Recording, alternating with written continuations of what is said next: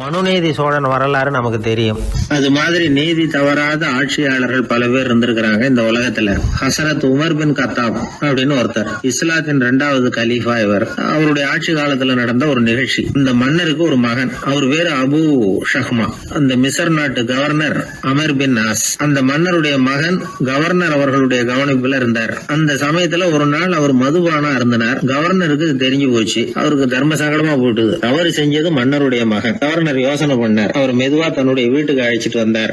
அதிகமா அவரை கஷ்டப்படுத்தாம ஒரு சின்ன தண்டனை கொடுத்து பிரச்சனையை தீர்த்துட்டார். ஏதோ பேருக்கு ஒரு தண்டனை, அவ்வளவுதான். இது நடந்து கொஞ்ச நாள் கழிச்சு மன்னருக்கு இந்த விஷயம் தெரிஞ்சு போச்சு. தன்னுடைய மகன்கிறதுனால கவர்னர் லேசான தண்டனையோட விட்டுட்டார் அப்படிங்கறத புரிஞ்சுக்கிட்டார். உடனே கவர்னருக்கு தகவல் அனுப்பினார். அமர் பின் ஆஸ் அவர்களே, என்னுடைய மகன் மதுபானம் அருந்தி இருக்கிறான், அது உங்களுக்கு தெரிஞ்ச உடனே தண்டனை கொடுத்திருக்கிறீங்க. கலீஃபாவின் மகன்கிற காரணத்தினால குறைவான தண்டனையை கொடுத்ததாக கேள்விப்படுறேன். இது ஷரியத்தின்படி மாபெரும் குற்றம். உங்களுடைய நடத்தையும் மன்னிக்க கூடியதல்ல. இந்த கடிதம் கண்ட உடனே மகன் அபு ஷஹ்மாவை மதீனாவுக்கு அனுப்பி வைக்க வேண்டியது அப்படின்னு கடிதம் எழுதினார். அதை பார்த்தார் கவர்னர். உடனே கலீஃபாவின் மகனை மதீனாவுக்கு அனுப்பி வச்சார். மன்னர் முன்னாடி நீதி விசாரணை நடக்குது. தன்னுடைய மகனுக்கு சவுக்கடி வழங்கும்படியா உத்தரவிடுறார் ஹசரத் உமர் பின் கத்தாப். தண்டனை நிறைவேற்றப்பட்டது. கூடியிருந்தவர்கள் ஐயா கொஞ்சம் கருணை காட்டுங்க அப்படின்னு சொல்லி மன்னர்கிட்ட வேண்டிக்கிட்டாங்களாம். அந்த வேண்டுகோளை மன்னர் ஏத்துக்கல. நீதியின் முன்னால் தந்தை மகன் அன்பு நேசம் உறவு இந்த முறைகளை எல்லாம் கவனிக்க முடியாது. குற்றம் செஞ்சவர் தண்டிக்கப்பட வேண்டியவர், அவர் யாரா இருந்தாலும் சரி அப்படின்னாராம். எல்லா ஆட்சியாளர்களுமே கவனிக்க வேண்டிய ஒரு செய்தி இது. அவர் ஒரு நாள் தன்னுடைய அரசாங்க கணக்கு வழக்குகளை பார்த்துட்டு இருக்கிறார். அந்த சமயத்துல அவரை பார்க்க ஒரு பெரிய மனிதர் வந்தார். இவர் தன்னுடைய சொந்த வேலை காரணமா வந்திருக்கிறார் அப்படிங்கறத அவர் புரிஞ்சுக்கிட்டார். உடனே அது வரைக்கும் எரிஞ்சுகிட்டு இருந்த விளக்க அணைச்சிட்டு இன்னொரு விளக்க ஏற்றி வச்சுக்கிட்டாராம். இந்த செயலுக்கு என்ன காரணம்னு கேட்டிருக்கிறார் வந்தவர். இதுக்கு அவரு சொன்னார், ஐயா நீங்க வந்த போது இங்க எரிஞ்சுக்கிட்டு இருந்தது அரசாங்க விளக்கு, இப்ப எரியறது சொந்த விளக்கு. சொந்த விஷயங்களை பேசுறப்போ அரசாங்க பணத்தை செலவு பண்ணக்கூடாது, அதனாலதான் விளக்க மாத்தினேன் அப்படின்னாராம். இப்படிலாம் பல பேர் இந்த உலகத்துல இருந்திருக்கிறாங்க. ஆனா இப்ப எல்லாம் பல பேர் அப்படி இருக்கிறது இல்ல. ஒருத்தர் அப்படிதான் அரசாங்க விஷயங்களை பார்த்துக்கிட்டு உட்கார்ந்து இருக்கிறார். அந்த சமயத்துல ஒரு பெரிய தொழில் அதிபர் அவரை பார்க்க வந்திருக்கிறார். இவரு சடார்னு எழுந்திருச்சு எரிஞ்சுக்கிட்டு இருந்த விளக்க அணைச்சுட்டார். எங்கும் ஒரே இருட்டு. ஏன் விளக்க அணைச்சுட்டீங்கன்னு கேட்டிருக்கிறார் வந்தவர். இங்க நடக்கிறது மத்தவங்க கண்ணுல பற்றக்கூடாது அப்படிங்கறதுக்காக தான் விளக்க அணைச்சேன். நீங்க கொண்டு வந்திருக்கிறத அப்படி ஒரு ஓரமா வச்சுட்டு போடுங்க, அதுக்கப்புறமா விளக்க போட்டு நான் எடுத்துக்கிறேன் அப்படின்னாராம் இவர். பத்திரிகையில வர்ற செய்திகளை கூட நகைச்சுவை சொல்றது உண்டு. அதாவது அதை நேரடியா சொன்னா வானொலியில அனுமதிக்க மாட்டாங்க சில விஷயங்களை. அது சின்னாருக்கு கௌரவ குறைச்சல். அது வேடிக்கை கலந்து நகைச்சுவோடு சொல்லும் பொழுது அதை அனுமதிச்சிருவாங்க. அப்ப அந்த விசாரணை கமிஷன் அது நிறைய நடந்துகிட்டு இருந்தது. டெல்லியில இருந்து அமலாக்க பிரிவு அதிகாரிகள்லாம் வராங்க போறாங்கன்னு பத்திரிகையில அமர்க்கப்பட்ட இடம். அந்த நேரம் நான் ஒரு ரேடியோவில் ஒரு செய்தியை தயார் பண்றோம். அப்ப என்ன பண்ணேன்னா, இது மாதிரி அந்த பத்திரிகை செய்தியை வச்சுக்கிட்டே ஒரு செய்தி சொன்னோம், இன்னொரு தகவல் சொல்லி. என்னன்னா, ஒருத்தன் தமிழ்நாட்டுல ஒரு ஆள், அவன் திடீர்னு கோடீஸ்வரன் ஆயிட்டான். நேற்று வரைக்கும் சாதாரணமா இருந்தா இன்னைக்கு கோடீஸ்வரன் ஆயிட்டான். டெல்லியில இருந்து 2 அதிகாரிகள் வராங்க, எப்படி அவன் பணம் சேர்த்தான்னு கண்டுபிடிக்கிறதுக்கு. அவனை கூப்பிட்டு 2 அதிகாரிகளை எப்படிடா பணம் சேர்த்த? நான் ஒன்னும் தப்பான வழியில பணம் சேர்க்கல சார், நான் பந்தயம் கட்டியே பணக்காரன் ஆயிட்டேன். பந்தயம் கட்டியே எப்படிடா பணக்காரன் ஆக முடியும் அப்படின்னா, நீங்க நம்புங்க சார், நான் பந்தயம் கட்டி தான் பணக்காரன், தப்பான வழியில சேரல சார். பந்தயம் கட்டி எப்படிடா கோடீஸ்வரன் அப்படின்னா, நாங்க நம்ப முடியாதுன்றான் விசாரிக்க வந்தவன். அப்படின்னா உங்ககிட்டே ஒரு பந்தயம் கட்டட்டுமான்றான் விசாரிக்க வந்தவன்ட்டிய. என்னடா பந்தயம் அப்படின்னா, ஒண்ணுமில்ல சார், இது என் கண்ணு, இது என் பல்லு, என் கண்ணை என் பல்லாலேயே கடிக்கிறேன், எவ்வளவு பந்தயம். விசாரிக்க வந்தவன் 100 ரூபாய் எடுத்து வச்சான், இதை ப்ரூவ் பண்றான்னு. அப்படியே கண்ணை எடுத்துட்டான். அது பளிங்கு கண்ணு, ஏற்கனவே ஒரு கண்ணு பளிங்கு கண்ணு வச்சுட்டா எடுத்து கடிச்சு விட்டான். இது விசாரிக்க வந்தாலும் 100 ரூபாய் விட்டுட்டு நிக்கிறான். எப்படி பணம் சேர்த்தான்னு வந்தவன். உடனே இன்னொருத்தன், இவன்ட்ட என்னடா பேச்சு கொடுக்காரா, நம்ம பணம் தான் அங்க போயிட்டு இருக்கு, உனக்கு விசாரிக்க தெரியல, போடா நான் விசாரிக்கிறேன்னு அடுத்த வந்தான். அது நீ ஒழுங்கா சொல்றேன், எப்படிடா பணம் சேர்த்தேன் சார், நீங்க கொஞ்சம் புத்திசாலியா தெரியுது அவரை விட, நீங்களாவது நம்புங்க சார், பந்தயம் கட்டி தான் பணம் சேர்த்தேன், நான் நம்ப முடியாது அப்படின்னா உங்ககிட்ட இன்னொரு பந்தயம் கட்டட்டுமா அப்படின்றான். வேண்டாம், அவனை ஏமாத்தி விட்டேன் அதனால வேண்டான்றான். இல்ல சார், அவரு ஏமாந்தது பொய் கண்ணு, பளிங்கு கண்ணுன்னு தெரியாது, ஏமாந்துட்டார். உங்ககிட்ட பந்தயம் கட்டுறது நெஜம் கண்ணு, இந்த பக்கம் பளிங்கு கண்ணு கிடையாது, நெஜம் கண்ணு, இதை பல்லால கடிக்கிறேன் அப்படின்னா அவன் ஒரு 100 ரூபாய் எடுத்து வச்சான். இவன் அப்படியே பல்செட்டை கட்டினான் தனியா, அப்படியே கட்டி கடிச்சு விட்டான். அதையும் விட்டுட்டான். இவன் உடனே 2 பேரும், இவன்கிட்ட பேச பேச நம்ம பணம் தான் அவன்கிட்ட போயிட்டு இருக்கு, இவன் எப்படி பணம் சேர்த்தான்னு கண்டுபிடிக்கிறதுக்கு டெல்லியில இருந்து வந்திருக்கோம், இவன் மேற்கொண்டு பேசாத, பேச பேச பந்தயம் கட்டுவான். திரும்பி போறதுக்கு ரயிலுக்கு டிக்கெட்டு சரியா இருக்கா பாடுறான்றான். அவன் கரெக்டா எண்ணி பார்த்து கரெக்டா இருக்குப்பா, மேற்கொண்டு பேசாத, அவன்கிட்ட நம்ம போயிடுவோம், போய் நம்ம அதிகாரிகிட்ட சொல்லிடுவோம்னு சொல்லி போயிட்டு வரேன் சார் அப்படின்னு சொல்லிட்டு மரியாதை போயிட்டாங்க. போய் டெல்லியில பெரிய அதிகாரிகிட்ட போய், சார் அவன்கிட்ட விசாரிச்சு பார்த்தோம் சார், தமிழ்நாட்டுல பந்தயம் கட்டி தான் பணம் சேர்த்தேன்னு சாதிக்கிறான், எங்ககிட்ட ஒரு 200 ரூபாய் வாங்கிட்டான் சார் அப்படின்னு அவருக்கு கோவம் வந்துட்டுது. இந்தியாவுக்கே தலைமை அதிகாரி, இதுக்காகவாடா நீங்க இருக்கீங்க, எத்தனை பேர் இருக்கீங்க உங்களை மாதிரி ஜூனியர் ஆபீசர்ஸ் நம்ம ஆபீஸ்ல இந்தியா பூரா விசாரிக்கிறதுக்கு அப்படின்னா 30 பேர் இருக்கோம் சார். 30 பேருக்கு அனுபவம் பத்தாது, நான் இந்தியாவுக்கே தலைமை அதிகாரி, அனுபவம் ஜாஸ்தி, உங்களுக்கு ட்ரைனிங் கொடுக்கணும் எப்படி ஒருத்தரை விசாரிக்கிறதுன்னு. 30 பேரும் ஒரு ரூம்ல வந்து உட்காருங்க, ஒரு ஆள் போய் அந்த ஆளை தமிழ்நாட்டுல இருந்து நீங்க கூப்பிட்டுட்டு வா, வர்ற வரைக்கும் அவன்கிட்ட பேசாதீங்க, பந்தயம் கட்டுவான், மெதுவா கொண்டு வந்து நிறுத்து அப்படின்னா ஒரு ஆள் வந்து ஸ்பெஷலா கூப்பிட்டு போட்டான். இது மாதிரி மேடையில நிறுத்திவிட்டு ஒரு தலைமை அதிகாரி 30 ஜூனியர் அதிகாரிகள் அவங்களுக்கு பயிற்சி கொடுக்குறார். இவனை பார்த்து, ஏய் ஒழுங்கா சொல்லு, எப்படி பணம் சேர்த்த, நான் இந்தியாவுக்கே தலைமை அதிகாரி, என்கிட்ட உண்மையை ஒத்துக்கிட்டீங்கன்னா உன்னை அப்ரூவர் ஆக்கிடுவேன் அல்லது தண்டனையை குறைப்பேன், அந்த அதிகாரம்லாம் என்கிட்ட உண்டு, ஒழுங்கா சொல்லு அப்படிங்கிறார். அவர், சார் நீங்க இந்தியாவுக்கே தலைமை அதிகாரி, அனுபவம் ஜாஸ்தி, நீங்களாவது நம்புங்க சார், நான் பந்தயம் கட்டி தான் பணம் சேர்த்தேங்கிறான்.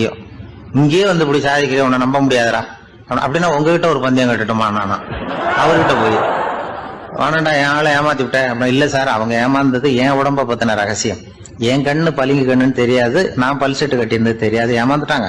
இப்ப நான் உங்ககிட்ட கட்டுற பந்தயம் உங்க உடம்ப பத்தின ரகசியம். என் உடம்புல என்னடா ரகசியம், முதுகுல உங்க முதுகுல 1 ரூபா அகலத்துக்கு கருப்பா ஒரு மச்சம் இருக்கு, உண்டா இல்லையானா, இல்லேன்னு தெரியும் அவருக்கு. இல்லடா நேத்து வரைக்கும் இல்ல சார், இப்ப இருக்குது மச்சம் அப்படின்னு உடனே 100 ரூபாய் எடுத்து வச்சார் அவர் தலைமை அதிகாரி. ஒரு 100 ரூபாய் வச்சு சட்டையை கட்டி காட்டுறாரு, மச்சம் இல்ல, இவன் தோத்துட்டான் இங்கிருந்து போனவன். உடனே 200 ரூபாய் எடுத்து வச்சுக்கிட்டு, தோழர்களே இப்படிதான் ஒருத்தரை விசாரிக்கணும், என்கிட்ட இவன் ஏமாந்துட்டான் பாருங்க, துருவி துருவி விசாரிக்கிறதுன்னு சொல்றாங்களே இதுதான் அப்படின்னு விளக்கம் கொடுத்தாரு. அப்போ இவன் மெதுவா ஆரம்பிச்சானா, சார் இந்த பந்தயத்துல உங்களுக்கு 200 ரூபாய் லாபம், ஆனா இதே பந்தயத்துல எனக்கு 2900 ரூபாய் லாபம் சார் அப்படின்றான். என்னடா பண்ண அப்படின்னு கேட்டிருக்காரு. உங்களுக்கு தெரியாம இந்த 30 பேர்கிட்டையும் தனித்தனியா ஒரு பந்தயம் கட்டியிருக்கேன். 30 பேர்கிட்ட என்னடா பந்தயம் கட்டினேன், ஒண்ணும் இல்ல சார், உங்க எல்லாரும் முன்னாடியும் உங்க மேல் அதிகாரியை சட்டையை கேட்ட வைக்கிறேன், உங்களுக்கு பந்தயம் கட்டினேன் போயிட்டு பூரா எனக்கு 2900 ரூபாய் லாபம். அவரு பார்த்தா அதிர்ச்சி ஆயிட்டாரு. தலைமை, சார் நீங்க போங்க சார் அப்படின்னு சொல்லி ஒரு ஆளை கொண்டு போய், சாரை கொண்டு போய் மரியாதையா பக்கத்து ரூம்ல விட்டுவாங்க, இனிமே அவர்கிட்ட யாரும் பேசாதீங்க வாங்கன்னு சொல்லிவிட்டு, அதுக்கப்புறம் தோழர்களே இவர் பேச ஆரம்பிச்சார், தோழர்களே இனிமே யாரும் தமிழ்நாட்டு பக்கம் விசாரிக்க போகாதீங்க, நீங்க யாராவது போறதுன்னா மத்திய பிரதேசம், உத்தரப்பிரதேசம், இப்படி எத்தனையோ பிரதேசம் இருக்கு, போயிட்டு வாங்க, தமிழ்நாட்டு மட்டும் போகாதீங்க, ஏன்னா அங்க போனா நம்ம பணத்துக்கு ஆபத்து வந்துருது அப்படின்னு சொன்னாருன்னு இந்த கதையை ரேடியோல சொன்னேன். இந்த கதையை உண்மை சம்பவமா சொன்னா அனுமதிச்சிருக்க மாட்டாங்க. இந்த நகைச்சுவைக்கு உள்ள மரியாதை என்னன்னா, அது ஒரு கதை மாதிரி உண்டு பண்ணி இப்படி சொன்னதும், இதுல என்ன என்னுடைய விசேஷம்னா, இந்த ஸ்கிரிப்டை வாங்கிட்டு வர சொல்லி மந்திரியினுடைய பிஏ வந்தார். ஒரு மந்திரி அப்ப இருந்தவர், அவர் பிஏ அடிக்கடி வருவார், வந்து இந்த போன நேற்று முந்தா நாள் ரேடியோவில் சொன்ன அந்த இன்னொரு தகவல் காப்பி ஒண்ணு வாங்கிட்டு வா அப்படி இப்படின்னு கூப்பிடுவார், மேடையில பேசுறதுக்கு எங்களுக்கு தேவை உபயோகப்படும்னு கேட்பார். அவரு இந்த நிகழ்ச்சி வந்தப்போ உடனே அன்னைக்கு வந்துட்டார் அந்த பிஏ. இன்னைக்கு காலையில சொன்னீங்களே சார், மந்திரி கேட்கிறாரு மேடையில பேசுறதுக்கு அப்படின்னு. நான் அப்பதான் ஆச்சரியப்பட்டேன், பாருங்க இந்த நகைச்சுவைக்கு உள்ள மரியாதை, அவரே கேட்கிறார், சொல்லப்பட்டதே அவரை பத்தி தாங்கிறது தெரியாம அவரே எப்படி சொல்ல, அதுதான் சிரிப்புக்குள்ள மரியாதைங்கிறது. அது யார பத்தி சொல்றோமோ அவருக்கு தெரியாம கூட சொல்லலாம் அதை. அப்படி இது உண்மையில நடந்த சம்பவம். அந்த அமைச்சர் இப்ப இல்ல, உயிரோட எல்லாம் இப்ப இருந்து வாங்கிட்டு இருந்தார். ஒரு சன்னியாசி, அவரு ஒரு நாள் ஒரு கனவு கண்டாராம். அந்த கனவுல அவர் சொர்க்கத்துக்கு போறார். அங்க ஒரு பெரிய திருவிழா நடந்துகிட்டு இருக்குது. எங்க பார்த்தாலும் அலங்கார வளைவுகள், வண்ணமயமான விளக்குகள், பாதைகள் பூரா மலர்கள், எல்லா கட்டடங்களும் ஒளிமயம். அவ்வளவு கோலாகலமா பிரம்மாண்டமா அந்த திருவிழா நடந்துகிட்டு இருக்குது. அது என்ன திருவிழாங்கிறது இந்த சன்னியாசிக்கு புரியல. அங்க எதிரில் வந்துகிட்டு இருந்த ஒருத்தரை நிறுத்தி, என்ன விசேஷம் இங்க அப்படின்னு விசாரிச்சாராம். உனக்கு தெரியாத விஷயம், இன்னைக்கு இறைவனுக்கு பிறந்த நாள், அதை தான் எல்லாரும் சேர்ந்து கொண்டாடுறோம். இதுக்காக பிரம்மாண்டமான ஊர்வலம் ஒன்று வரப்போகுது, இறைவனே அந்த ஊர்வலத்தில் கலந்துக்கிறார் அப்படின்னார் அவர். உடனே அந்த சன்னியாசி ஒரு மரத்து நிழல்ல ஒதுங்கி நின்றுக்கிட்டார். ஊர்வலம் வந்துகிட்டு இருக்குது. முதல்ல ஒரு குதிரை வந்துகிட்டு இருக்கு, அது மேலே ஒருத்தர் உட்காந்துருக்கிறார். அவருக்கு பின்னாடி நிறைய பேர் கூட்டமாக வந்துகிட்டு இருக்கிறாங்க. இவ்வளவு கூட்டம் இவர் பின்னாடி வருதே, யார் இவர் அப்படின்னு கேட்டார். ஒரு மதத்தின் பெயரை சொல்லி, இவர் அந்த மதத்தின் தலைவர், அவரை பின்பற்றுகிற மக்கள் கூட்டம் பின்னாடி வந்துகிட்டு இருக்குது அப்படின்னு விவரம் சொல்லியிருக்கிறாங்க. இவங்களுக்கு அடுத்தபடியா இன்னொரு குதிரையில் ஒருத்தர் வந்துகிட்டு இருக்கிறார். அவருக்கு பின்னாடி ஏகப்பட்ட கூட்டம். இவர் யாருங்க அப்படின்னு கேட்டிருக்காரு சன்னியாசி. அங்கே இருக்கிறவங்க விவரம் சொல்லியிருக்கிறாங்க. இன்னொரு மதத்தின் பெயரை சொல்லி, இவர் அந்த மதத்தினுடைய தலைவர், அவர் வழியை பின்பற்றுகிறவர்கள் அவர் பின்னாடி கூட்டமாக வந்துகிட்டு இருக்கிறாங்க அப்படின்ட்டு இருக்காங்க. இப்படி ஒவ்வொருத்தராக குதிரை மேலே வந்துக்கிட்டே இருக்கிறாங்க. அவங்கள பின்பற்றியும் ஒவ்வொரு கூட்டம் வந்துக்கிட்டே இருக்குது. அந்த பெரிய ஊர்வலம் அது பாட்டுக்கு போய்கிட்டு இருக்குது. கடைசியாக அது முடிஞ்சது ரொம்ப நேரம் கழித்து. அதுக்கப்புறம் கொஞ்சம் நேரம் கழித்து ஒரு வயசான ஆள் குதிரை மேலே வந்துக்கிட்டு இருக்கிறார். ஆனால் அவருக்கு பின்னாடி யாருமே இல்லை. அவர் பரிதாபமாக தனியாக வந்துக்கிட்டு இருக்கிறார். அவர் அந்த ஊர்வலத்தை சேர்ந்தவரா இல்லையாங்கிறதே தெரியல. இவர் யார், இவர் ஏன் இப்படி தனியாக வந்துக்கிட்டு இருக்கிறார் அப்படின்னு கேட்டிருக்கார் அந்த சன்னியாசி. என்னது இப்படி கேட்குறீங்க? இவர் தான் கடவுள். இவருக்காக தான் இன்றைக்கி இந்த ஊர்வலமே நடக்குது. இவருக்கு தான் இன்றைக்கி பிறந்த நாள். முன்னாடி போகிற ஊர்வலம் பூரா இவருடைய பிறந்த நாளை கொண்டாடுறதுக்காக தான் அப்படின்ட்டுருக்காங்க. இதை கேட்டதும் அந்த சன்னியாசிக்கு திடுக்குன்னு தூக்கி போட்டிருக்கு. இது வரைக்கும் கனவு கண்டுகிட்டு இருந்தவர் முடிச்சுக்கிட்டார். அதுக்கப்புறம் தான் யோசித்து பார்த்துருக்கார். உண்மைதான், மக்கள் எல்லாரும் வந்து பக்தி மார்க்கத்தில் போகிறதா நினச்சிக்கிட்டு பாதை மாறி போயிட்டு இருக்கிறாங்க. கடவுளை பின்பற்றுவதாக நினைக்கிறாங்க பக்தர்கள். ஆனால் கடவுளுக்கு பின்னாடி யாருமே இல்லை. இன்னமும் இயல்பாக இதை பற்றி யோசித்து பார்த்தா உண்மைக்கு பின்னாடி தான் நான் போய்கிட்டு இருக்கேன் அப்படின்னு நிறைய பேர் சொல்கிறாங்க. ஆனால் அந்த உண்மை வந்து அனாதையாக போய்கிட்டு இருக்குது. அப்படி ஆயிட்டுது உலகம். இந்த காலத்துலேயும் ஒரு ஊர்வலம், ஒரு பெரிய மனுஷருக்கு பிறந்த நாள் விழா. அவர் குதிரை மேலே ஏறி முன்னாடி போயிட்டுருக்கிறார். அவருக்கு பின்னாடி ஒரு 100 பேர் தொண்டர்கள் அவங்க பாட்டுக்கு போகிறாங்க. எல்லாம் பணம் கொடுத்து ஏற்பாடு பண்ணவங்க. எல்லாம் பணம் வாங்கிட்டு முன்னாடி போயிட்டுருக்குறாங்க. கொஞ்சம் தூரம் நடந்ததும் கால் வலிக்க ஆரம்பிச்சுட்டுது. ஒவ்வொருத்தரும் அப்படியே ஒதுங்க ஆரம்பிச்சிட்டாங்க. அதான் முன்னாடியே பணம் கிடச்சிட்டுதே, இனிமேல் ஒதுங்கினா என்னன்னு ஒதுங்கிட்டாங்க. ஒரு கட்டத்தில் குதிரையில் போகிறவர் தற்செயலாக திரும்பி பார்க்குறாரு. பின்னாடி யாருமே இல்லை. எல்லோரும் ஓடி போயிட்டாங்க. ஒரே ஒரு ஆள் மட்டும் ரொம்ப விசுவாசமாக பின்னாடி நடந்து வந்துக்கிட்டு இருந்தான். ஏன்ப்பா நீ மட்டும் வந்துக்கிட்டு இருக்கிறியே, நீ வீட்டுக்கு போகலையான்னு கேட்டிருக்காரு அவர். நீங்கள் அந்த குதிரையையும் அதுக்குள்ளே வாடகை பணத்தையும் கொடுத்துட்டீங்கன்னா நானும் போயிடுவேன் அப்படின்னு நானும். இந்த ஆள் கங்கை கரை தோட்டம் பக்கத்தில் ஒரு ஆசிரமம். அங்கே ஒரு பெரியவர் தங்கி இருக்கிறார். அவர் தான் ராமகிருஷ்ண பரமஹம்சர். அந்த ஆசிரமம் இருந்த இடம் கரக்பூர். வங்காளத்தில் பொதுவாக எல்லாரும் மீன் சாப்பிட்றது உண்டு. கங்கையில் குளிச்சுட்டு கையில் ஒரு மீனோடு வர்றது வழக்கம். இவர் இருக்கிற இடத்துக்கு கங்கையில் படகு வழியாக வரணும். அப்படி தான் எல்லோரும் வருவாங்க. வர்றவங்கள ஒன்று கூட்டி ஆன்மீக விஷயங்களை பற்றி பேசிக்கிட்டு இருப்பார். ஒவ்வொரு நாள் ஒவ்வொருத்தர் நகரத்துக்கு போகணும். வரும்பொழுது மீன் கொண்டுகிட்டு வரணும். அதுக்கு ஒரு அட்டவணையே உண்டு ஆசிரமத்தில். அது பிரகாரம் ஒரு நாள் சுவாமி யோகானந்தர் படகில் போனார். படகை செலுத்தினவங்க ராமகிருஷ்ணரையும் சுவாமி யோகானந்தரையும் மற்றவங்களையும் பித்தர்கள் அப்படின்னு சொல்லி ஏளனமாக பேசினாங்க. அவங்க என்ன பைத்தியம் பிடிச்சவங்க அப்படிங்கிறது மாதிரி. சுவாமி யோகானந்தருக்கு ரொம்ப மென்மையான இதயம். இவங்க இப்படி கண்ணாபின்னான்னு பேசுகிறத பார்த்தா மீனை வாங்கிட்டு திரும்புகிறப்போ என்ன நடக்குமோ அப்படிங்கிற பயம் வேறு வந்துட்டுது அவருக்கு. அவ்வளவு மென்மையானவர். இதை தெரிஞ்சுக்கிட்ட ராமகிருஷ்ணர் யோகானந்தா இங்கே வா அப்படின்னு கூப்பிட்டார். இவர் கண்ணீரை தொடச்சிக்கிட்டே கிட்ட போனார்.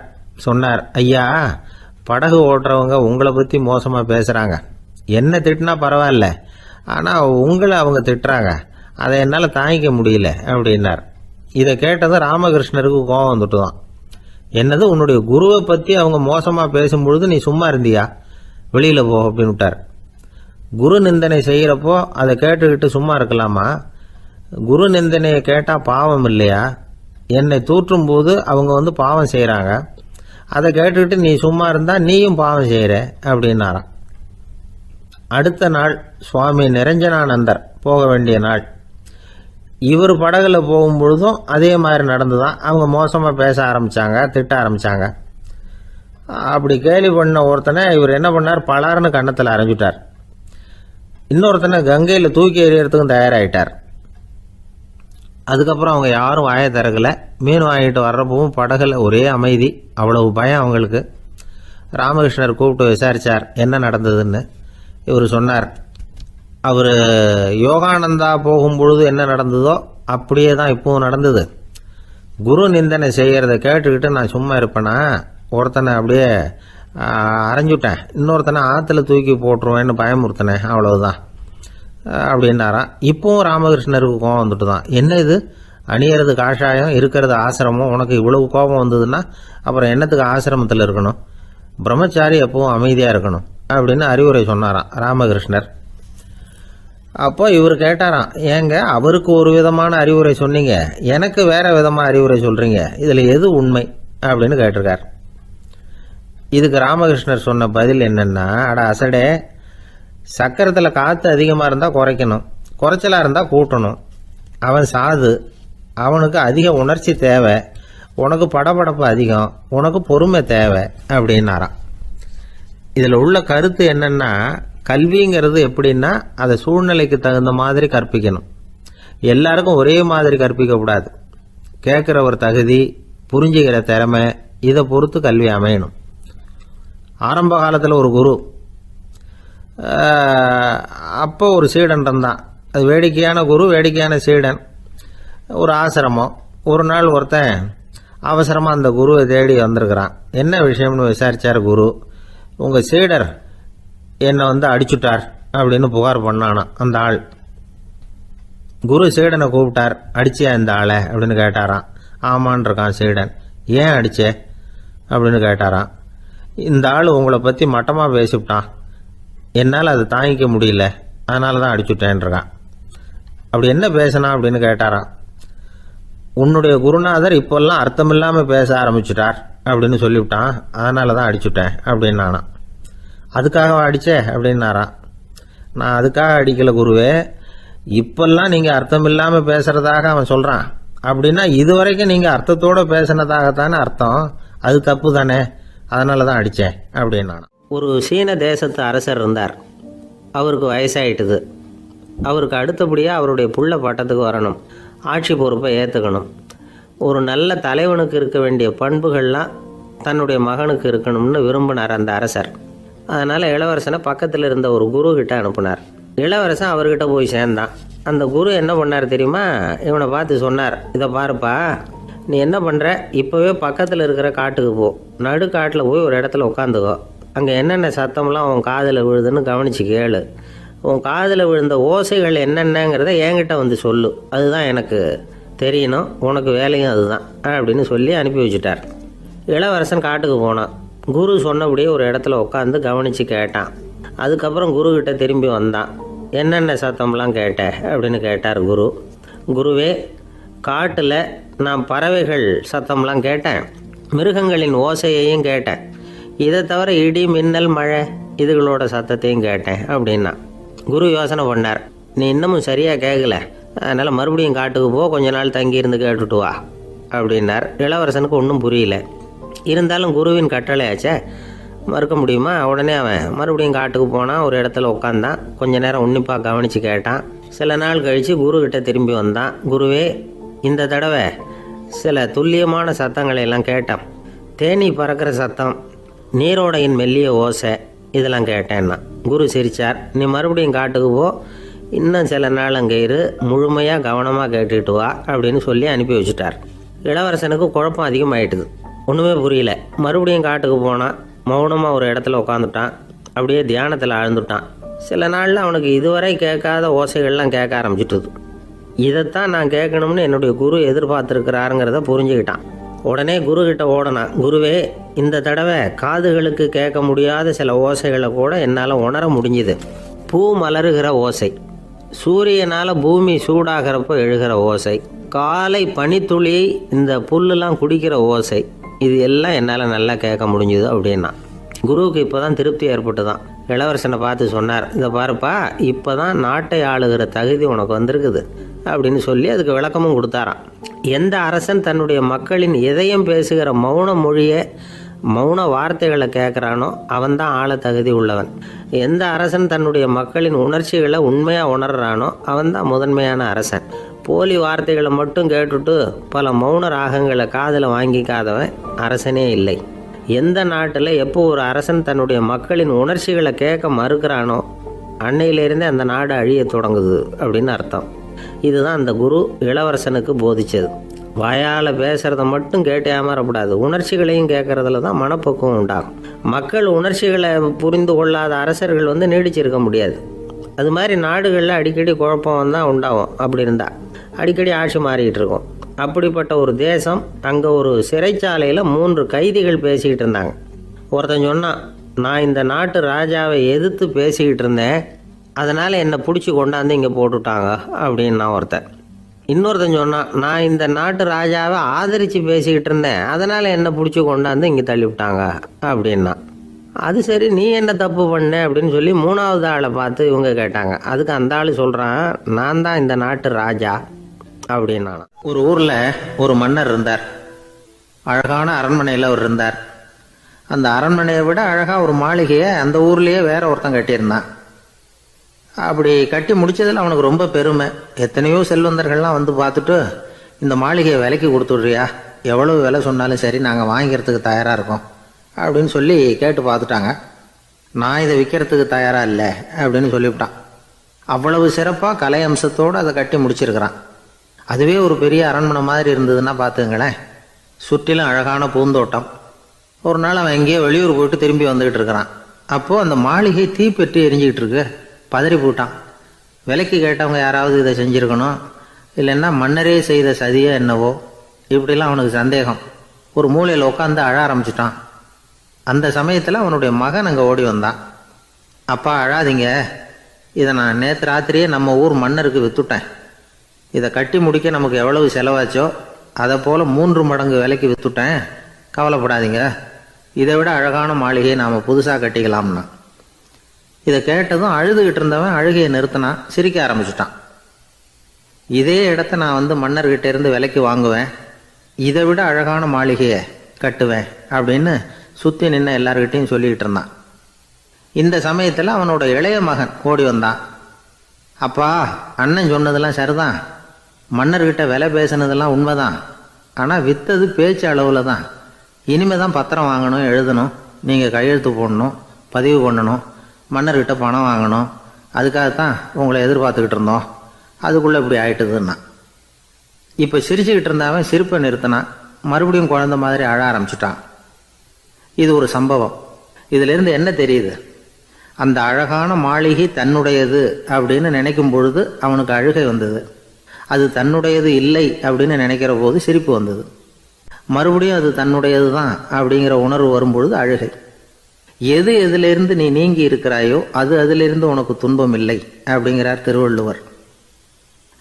இந்த உடம்பு என்னுடையதில்லை அப்படிங்கிற உணர்வு வந்துட்டா அது ஒரு பெரிய நிலை. அந்த நிலை வந்து வரணும். எல்லாத்தையும் பயன்படுத்திக்கலாம், ஆனால் பற்றில் விழுந்துடக்கூடாது. உலகத்தில் இருங்கள், ஆனால் உலகத்தவராக இருக்காதீர்கள். உலகிற்குள் இருங்கள், உலகம் உங்களுக்குள் வந்துவிட அனுமதிக்காதீர்கள். விலகி இருங்கள், விழித்திருங்கள், மௌனமாய் பார்த்திருங்கள் அப்படிங்கிறது சான்றோர் கருத்து. செய்ய வேண்டிய கடமையிலிருந்து விலகி இருக்கிறவர்கள் நம்மகிட்ட நிறைய பேர் உண்டு. அப்படிப்பட்ட ஒருத்தர் டாக்டர்கிட்ட போனார். டாக்டர், நான் ஒரு கவர்மெண்ட் ஆஃபீஸில் வேலை பார்க்குறேன், எனக்கு ஒரே அசதியாக இருக்குது, என்னை சோதிச்சு பாருங்கள், ஆலோசனை சொல்லுங்கள் ஏதாவதுன்னார். டாக்டர் அவரை பரிசோதனை பண்ணி பார்த்துட்டு சொன்னார், இதோ பாரு, உனக்கு இப்போ தேவைப்படுறது முழு ஓய்வு. நீ எவ்வளவு சீக்கிரமாக ஆஃபீஸுக்கு போறியோ அவ்வளவுக்கு உனக்கு நல்லது அப்படின்னாராம். ஒரே ஒரு ஊரில் ஒரு ராஜா இருந்தாராம். அவர் நிறைய சம்பாதிக்கணும்னு திட்டம் போட்டார். தனக்காக சம்பாதிக்கணும்னு நினைக்கல, தன்னுடைய நாட்டுக்காக சம்பாதிக்கணும் அப்படின்னு நினைச்சார். அரசாங்க கருவூலத்தில் கையிருப்பு குறைச்சலாக இருந்தது. மக்கள்கிட்ட வரி விதிச்சாகணும், வேற வழி இல்லை. ஆனாலும் அந்த ராஜா மக்கள் கஷ்டப்படக்கூடாது அப்படின்னு நினைக்கிறவர். மக்கள் வரியையும் கட்டணும், அதே நேரத்தில் அவங்க சிரமப்படவும் கூடாது. இதுக்கு தகுந்த மாதிரி ஒரு திட்டம் போட்டார். அது பிரகாரம் என்ன பண்ணார்னா, அந்த நாட்டில் ஒரு 3 பெரிய குளங்களை தோண்டினார். அது நிறைய தண்ணீரை நிரப்புனார். அதுக்கப்புறம் எங்கேயோ தேடி பிடிச்சி 3 விதமான மீன்களை கொண்டுகிட்டு வந்தார். அந்த 3 குளங்கள்லையும் விட்டார். அதை ஒவ்வொரு குளத்துலேயும் ஒவ்வொரு விதமான மீன்கள். அந்த மீன்களுக்கு அபூர்வமான ஒரு சக்தி உண்டு. அது எப்படின்னா, அந்த குளத்தில் குளிக்க வர்றவங்களுக்கு அந்த மீன்கள் கடிக்கும் பொழுது வலி ஏற்படுறதில்லை. அதுக்கு பதிலாக மகிழ்ச்சி நிறைந்த ஒரு இனிமையான உணர்வை அவங்க அனுபவிச்சாங்க. அது எப்படின்னா, இந்த முதல் குளத்தில் இருந்த மீன்களால் கடிக்கப்படும் பொழுது ஒரு விதமான இன்ப மயக்கத்தில் திளைச்சிருக்கிறது மாதிரி உணர்வு. இந்த 2வது குளம் இருக்க, அதில் இருக்கிற மீன் கடிச்சதுன்னு வைங்க, மக்களுக்கு எப்படி இருக்கும்னா, கால்களே தரையில் படாமல் அப்படியே ஆகாயத்தில் மிதக்கிறது மாதிரி ஒரு உணர்வு. அதை அனுபவிக்கிறாங்க. 3வது குளத்தில் இருக்கிற மீன் கடிச்சதுன்னா அவங்கெல்லாம் அப்படியே கோடீஸ்வரராக மாறிட்டதாக ஒரு உணர்வு. அதை அவங்களால அனுபவிக்க முடியுது. இப்படி ஒரு அபூர்வமான மீன் அது, அந்த 3 வகை. இப்படி இருந்தால் மக்கள் அந்த குளங்களில் குளிக்கிறதுக்கு ஆசைப்படாமல் இருப்பாங்களா? அதனால் கூட்டம் கூட்டமாக அலமோத ஆரம்பிச்சிட்டாங்க. ஒவ்வொரு குளத்தின் கரையிலேயும் கியூ வரிசையில் நிற்க ஆரம்பிச்சிட்டாங்க. அந்த நாட்டு மன்னர் என்ன பண்ணார்னா, ஒவ்வொரு குளத்தங்கரையிலையும் ஒரு ராஜாங்க அதிகாரியை உட்கார வச்சார். டிக்கெட்டை அடித்து கொடுத்தார். குளிக்க வர்றவங்க கிட்ட ஒரு குறிப்பிட்ட தொகையை கட்டணமாக வசூலிக்க ஆரம்பித்தார். அவ்வளவுதான். அரசாங்க கருவூலம் நிரம்ப ஆரம்பிச்சுட்டுது. ராஜாங்கத்துக்கு தேவையான பணம் கிடைச்சிட்டுது.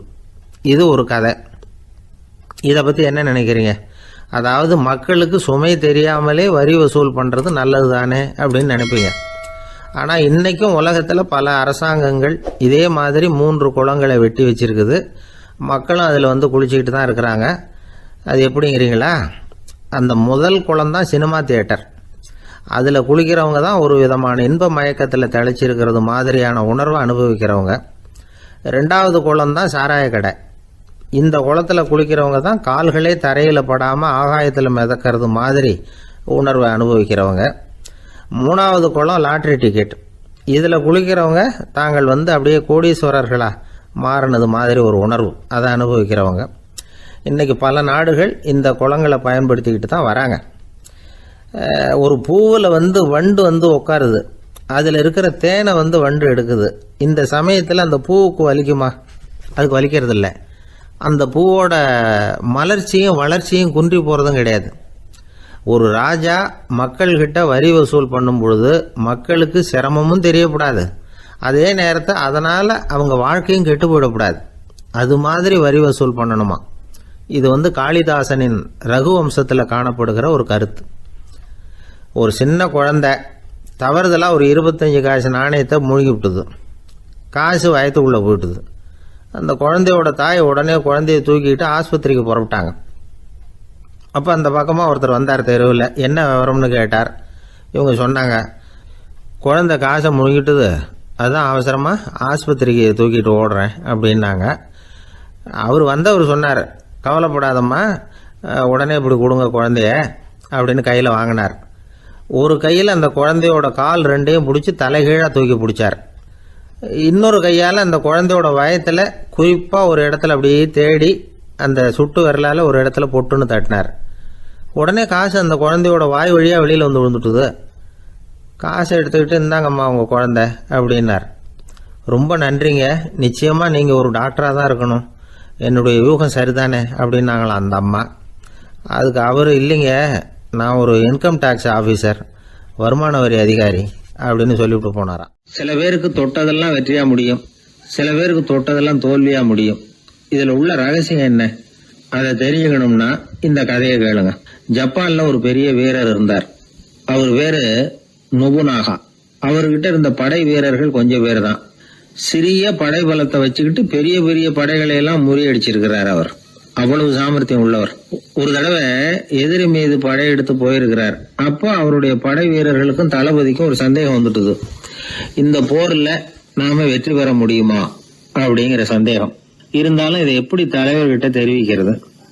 ரொம்ப யோசனை பண்ணாங்க. கடைசியா கொஞ்சம் துணிச்சலை வரவழைச்சுக்கிட்டு மெதுவா கேட்டுட்டாங்க. அவர் பார்த்தார், சரி, அதை நாம முடிவு செய்ய வேணாம், புத்த விகாரத்துக்கு போயிட்டு வருவோம், பூவா தலையா போட்டு பார்த்துருவோம், என்ன வருதோ அது பிரகாரம் செயல்படுவோம், என்ன சொல்றீங்க? ஏன்னா போருக்கு செல்லும் பொழுது முழு மனசோட போகணும், ஊசலாட்டம் இருக்கக்கூடாது அப்படின்னார். தளபதியும் படை வீரர்களும் சரின்னு ஒத்துக்கிட்டாங்க. உடனே அவங்க எல்லாரும் அங்க பக்கத்துல இருந்த கோயிலுக்கு போனாங்களாம். தலைவர் உள்ள போனார். எல்லாரும் ஆவலோட வெளியில காத்துக்கிட்டு இருக்கிறாங்க. ரொம்ப நேரத்துக்கு அப்புறம் அவர் வெளியில வந்தார். தளபதி, துணை தளபதிகள் எல்லாரையும் கிட்டத்துல கூப்பிட்டார்.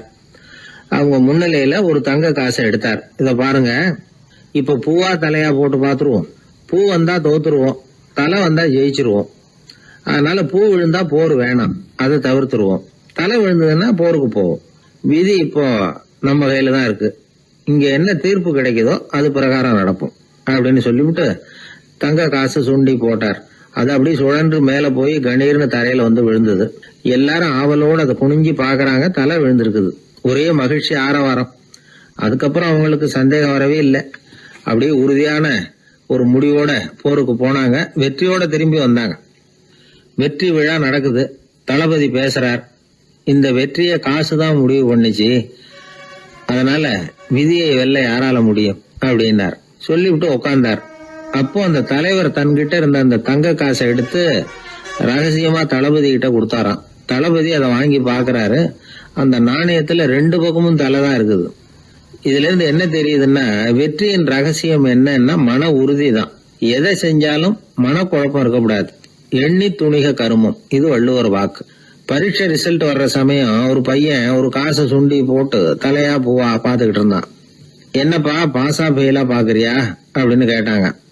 பரீட்சை ரிசல்ட்டை பொறுத்த வரைக்கும் எனக்கு சந்தேகம் இல்லை சார் அப்படின்னா. அப்புறம் எதுக்கு இது அப்படின்னு கேட்டாங்க. ரிசல்ட் வந்த பிறகு எங்க அப்பா என்னை திட்டுறதோட விட்டுருவாரா இல்ல அடிப்பாரா அப்படிங்கறத தெரிஞ்சுக்கிறதுக்காக இது அப்படின்னு. ஒரு திருடன் ஒரு வீட்டுல போய் திருடணும்னு திட்டம் போட்டான். இருட்டுனதும் போய் திருடணும். ஆனா ராத்திரி ஆனா வாசல் கதவை சாத்தி உள்பக்கம் தாழ்பால் போட்டுருவாங்களே, என்ன பண்றது, எப்படி வீட்டுக்குள்ள போறது? இவன் யோசனை பண்ண ஒரு முடிவுக்கு வந்தான். சரி, பகல் நேரத்திலேயே யாருக்கும் தெரியாம அந்த வீட்டுக்குள்ள நுழைஞ்சிருவோம், அங்க போய் எங்கேயாவது ஒளிஞ்சுக்குவோம், இருட்டுற வரைக்கும் பேசாம இருப்போம், ராத்திரி எல்லாரும் தூங்கினதுக்கு அப்புறம் நைஸா போய் பீரோவை திறந்து இருக்கிறது பூரா எடுத்துக்கிட்டு ஓடியாந்துடலாம் அப்படின்னு திட்டம் போட்டான். அதே மாதிரி ஒரு நாள் மத்தியானத்துக்கு மேல அந்த வீட்டுக்காரன் எங்கேயோ வெளியில புறப்பட்டு போனான். வீட்டுக்கார அம்மா அடுப்பங்கரையில என்னமோ சமைச்சுக்கிட்டு இருந்தாங்க. திருடன் பார்த்தான். இதுதான் சமயம்னு அந்த வீட்டுக்குள்ள மெதுவா நுழைஞ்சிட்டான். எங்க ஒளியலாம்னு பார்த்தா வலது பக்கம் ஒரு ரூம் இருந்தது. அங்க போனான். அங்க ஒரு படுக்கை அறை, அங்க ஒரு பெரிய கட்டில் இருந்தது. அதுக்கு அடியில போய் பதுங்கிட்டான். இருட்டுனது நம்ம வேலையை ஆரம்பிக்கலாம், அது வரைக்கும் பொறுமையா இருக்கணும் அப்படின்னு சொல்லி பேசாம வாயை மூடிட்டு கம்முன்னு இருக்கிறான். ரொம்ப நேரம் கழிச்சு வெளியில போயிருந்த வீட்டுக்காரன் திரும்பி வந்தான். சாப்பிட்டான். லைட்டை நிறுத்தி விட்டு படுத்துட்டான். அந்த அம்மாவும் வேலையெல்லாம் முடிச்சுட்டு வந்து படுத்துட்டாங்க. நடு ராத்திரி. விடி விளக்கு லேசா எரிஞ்சுக்கிட்டு இருக்கு. வீட்டுக்காரன் லேசா கண்ணை முழிச்சான். கட்லுக்கு நேரா எதிரில ஒரு கண்ணாடி. அதுல பாக்குறான், கட்லுக்கு கீழே ஒரு திருடன் ஒளிஞ்சு இருக்கிறது தெரிஞ்சு போச்சு. உடனே அவன் திருடன் திருடன்னு சத்தம் போடல, யோசனை பண்ணான். மேஜையில இருக்கிற கத்தி எடுத்து கையில வச்சுக்குவோமா அப்படின்னு யோசனை பண்ணான். இந்த சந்தர்ப்பத்துல கத்தியை உபயோகப்படுத்துறதை விட புத்தியை உபயோகப்படுத்துறது தான் சாமர்த்தியம் அப்படின்னு நினைச்சான். உடனே அது பிரகாரம் செயல்பட ஆரம்பிச்சிட்டான். என்ன பண்ணான் தெரியுமா?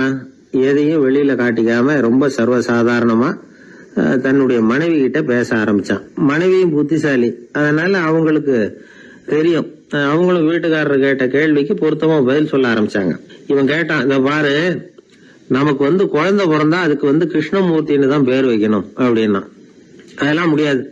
ஆம்பளை பிள்ளையா இருந்தா ஏகாம்பரம், பொம்பளை பிள்ளையா இருந்தா பங்கஜவல்லி, இதுதான் அவங்க மாமனார் மாமியார் பேர், அதான் வைக்கணும் அப்படின்னாங்க அந்த அம்மா. அதெல்லாம் முடியாது, நான் முடிவு பண்ணிவிட்டேன் கிருஷ்ணமூர்த்தின்னு கத்தனா அவன். இல்ல ஏகாம்பரம் பங்கஜவல்லின்றது இந்த அம்மா. வாதம் முத்தி போச்சு. கிருஷ்ணமூர்த்தி கிருஷ்ணமூர்த்தி கிருஷ்ணமூர்த்தின்னா அவன். ஏகாம்பரம் பங்கஜவல்லி ஏகாம்பரம் பங்கஜவல்லின்னு இவங்க கத்துறாங்க. ஒரே சத்தமா போச்சு. இத கேட்டதும் பக்கத்து வீட்டுல இருந்தவங்க, எழுத்த வீட்டுல இருந்தவங்க எல்லாம் எழுந்திரிச்சு ஓடி வந்து இவங்க வீட்டு கதவை தட்ட ஆரம்பிச்சுட்டாங்க. தடன்னு. இவன் சாவகாசமா எழுந்திரிச்சு போய் கதவை திறந்தான். என்னங்க இந்த ராத்திரி வேலையில எங்களை எல்லாம் ஏன் கூப்பிட்டீங்க, யாருக்கு என்னாச்சு அப்படின்னு கேட்டாங்க. கேட்டது யாருன்னா பக்கத்து வீட்டு கிருஷ்ணமூர்த்தி, எழுத்த வீட்டு ஏகாம்பரம் பங்கஜவல்லி எல்லாரும். அடடே, உங்களை கூப்பிடலீங்க, குழந்தைக்கு பேர் வைக்கிறது சம்பந்தமா எங்களுக்குள்ள சண்டை வந்துட்டுது, அதுதான் விஷயம். வேணும்னா இதை கட்டிலுக்கு அடியில ஒளிஞ்சிட்டு இருக்கிறானே ஒருத்தன், அவனை கூட கேட்டு பாருங்க, அவன் தான் இதுக்கு சாட்சி அப்படிங்கிறான் அந்த ஆளு. உடனே எல்லாரும் விஷயத்த புரிஞ்சுக்கிட்டு திருடனை பிடிச்சி போலீஸ்ல ஒப்படைச்சிட்டாங்களாம். நெருக்கடியான நேரங்கள்ல பதறாம புத்திசாலித்தனமா செயல்படணுங்கிறத தெரிஞ்சுக்கிறதுக்காக இந்த கதை. புத்திசாலித்தனமா செயல்படுற ஒரு குடும்ப தலைவி இருக்காங்க. அவங்க என்ன செய்வாங்க தெரியுமா? எல்லாரும் ராத்திரி ஆனா வீட்டை உள்பக்கமா பூட்டி விட்டு தானே படுப்பாங்க. ஆனா அந்த அம்மா என்ன பண்ணுவாங்கன்னா, வீட்டை வெளிப்பக்கமா ஒரு பூட்டு போட்டு பூட்டி விடுவாங்க. எழுத்த வீட்டுக்காரங்க கிட்ட சொல்லி தினமும் இப்படி பூட்டி விட சொல்றது பழக்கம். ஏங்க அப்படி செய்யறீங்க, திருடன் சுலபமா உள்ளே வந்துடக்கூடாதுங்கிறதுக்காகவா அப்படின்னு கேட்டாங்க. இல்லைங்க, சுலபமா வெளியில போயிடக்கூடாதுங்கிறதுக்காக அப்படின்னாங்க. என்னங்க சொல்றீங்க அப்படின்னு கேட்டாங்க. ஆமாங்க, இவருக்கு அந்த பழக்கம் உண்டு அப்படின்னு தன்னுடைய வீட்டுக்காரரை காட்டினாங்க. பக்கத்து வீடுகள் பத்திரமா இருக்கணுங்கிறதுக்காக தன்னுடைய வீட்டை பூட்டி வைக்கிறது ஒரு பெரிய விஷயம் தானே. நாட்டுல நல்லவங்க ஒருத்தர் 2 பேர் இருக்கிறதுனால தாங்க மழையே பெய்யுது அப்படின்னு சொல்றது உண்டு. நல்லார் ஒருவர் உளரேல் அவர் பொருட்டு எல்லாருக்கும் பெய்யும் மழை. சில சமயம் ரொம்ப பேர் திடீர்னு நல்லவங்களா ஆயிடுவாங்க போல இருக்கு. அதனால தான் விடாம பேய் மழையா கொட்டி தீர்த்துடுது. எல்லாரும் நல்லவங்களாயிட்டா உலகமே தாங்காது போல இருக்க. அப்பப்போ ஒருத்தர் 2 பேர் நல்லவங்களாகணும், அப்போதான் சீராக மழை பெய்யும். மாசத்துக்கு 3 பேர் நல்லவங்களானா மாதம் மும்மாரி பொழியும். இதெல்லாம் வேடிக்கை பேச்சு. இப்போ இதெல்லாம் ஒரு பக்கம் இருக்கட்டும். இப்போ விஷயத்துக்கு வருவோம். ஒரு கும்பலில் நல்லவன் யார் அப்படிங்கிறத எப்படி கண்டுபிடிக்கிறது? இதுக்கு ஒரு வேடிக்கை கதை உண்டு. என்னுடைய நண்பர் ஒருத்தருக்கு அவங்க பாட்டியம்மா சொன்ன கதையும் அது. அது என்ன கதைன்னா, ஒரு ஊரில் ஒரு சமயம் பலமான மழை பெய்ய ஆரம்பிச்சுட்டு தான். இடி மின்னல் ரொம்ப கடுமையாக இருந்திருக்குது. ஆரம்பித்த மழை வர வர கடுமையாக ஆகிட்டு இருக்குதே தவிர நிற்கிற பாடாக தெரியல. ஊர் ஜனங்கள்லாம் பார்த்தாங்க. இதுக்கு மேலேயும் வீட்டுக்குள்ளே இருந்தால் ஆபத்துங்கிறத புரிஞ்சுக்கிட்டாங்க. ஏன்னா வீடெல்லாம் இடிஞ்சி விழுந்துருமோங்கிற பயம். உடனே எல்லாரும் புறப்பட்டு ஊருக்கு பொதுவாக இருந்த ஒரு மண்டபத்தில் போய் தங்கிக்கிட்டாங்க. மின்னல் கடுமையாக இருந்தது. இடி எந்த நேரத்துலையும் விழலாம்ங்கிற நிலைமை. எப்போ விழலாம்னு பார்த்துக்கிட்டு இருக்குது.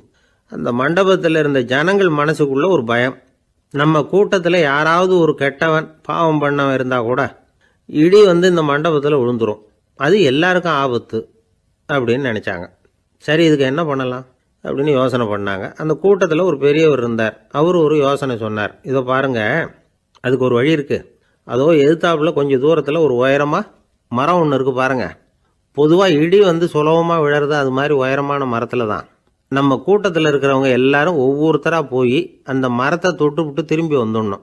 நம்மள பாவம் பண்ணவன் யாரோ அவன் அந்த மரத்தை தொடுற சமயத்தில் இடி விழுந்துடும். அவன் மட்டும் போயிடுவான். மண்டபத்தில் இருக்கிற நாமெல்லாம் பொழைச்சிக்கலாம் அப்படின்னு ஐடியா கொடுத்தார் அந்த பெரியவர். இது நல்ல யோசனையாக பட்டது. எல்லாரும் ஒத்துக்கிட்டாங்க. ஒவ்வொருத்தராக போய் அந்த மரத்தை தொட்டு விட்டு திரும்பி வந்தாங்க. இடி எதுவும் விழலை. இன்னமும் பாவம் பண்ண ஆசாமி அதை போய் தொடலை போல இருக்கு அப்படின்னு நினச்சிக்கிட்டாங்க.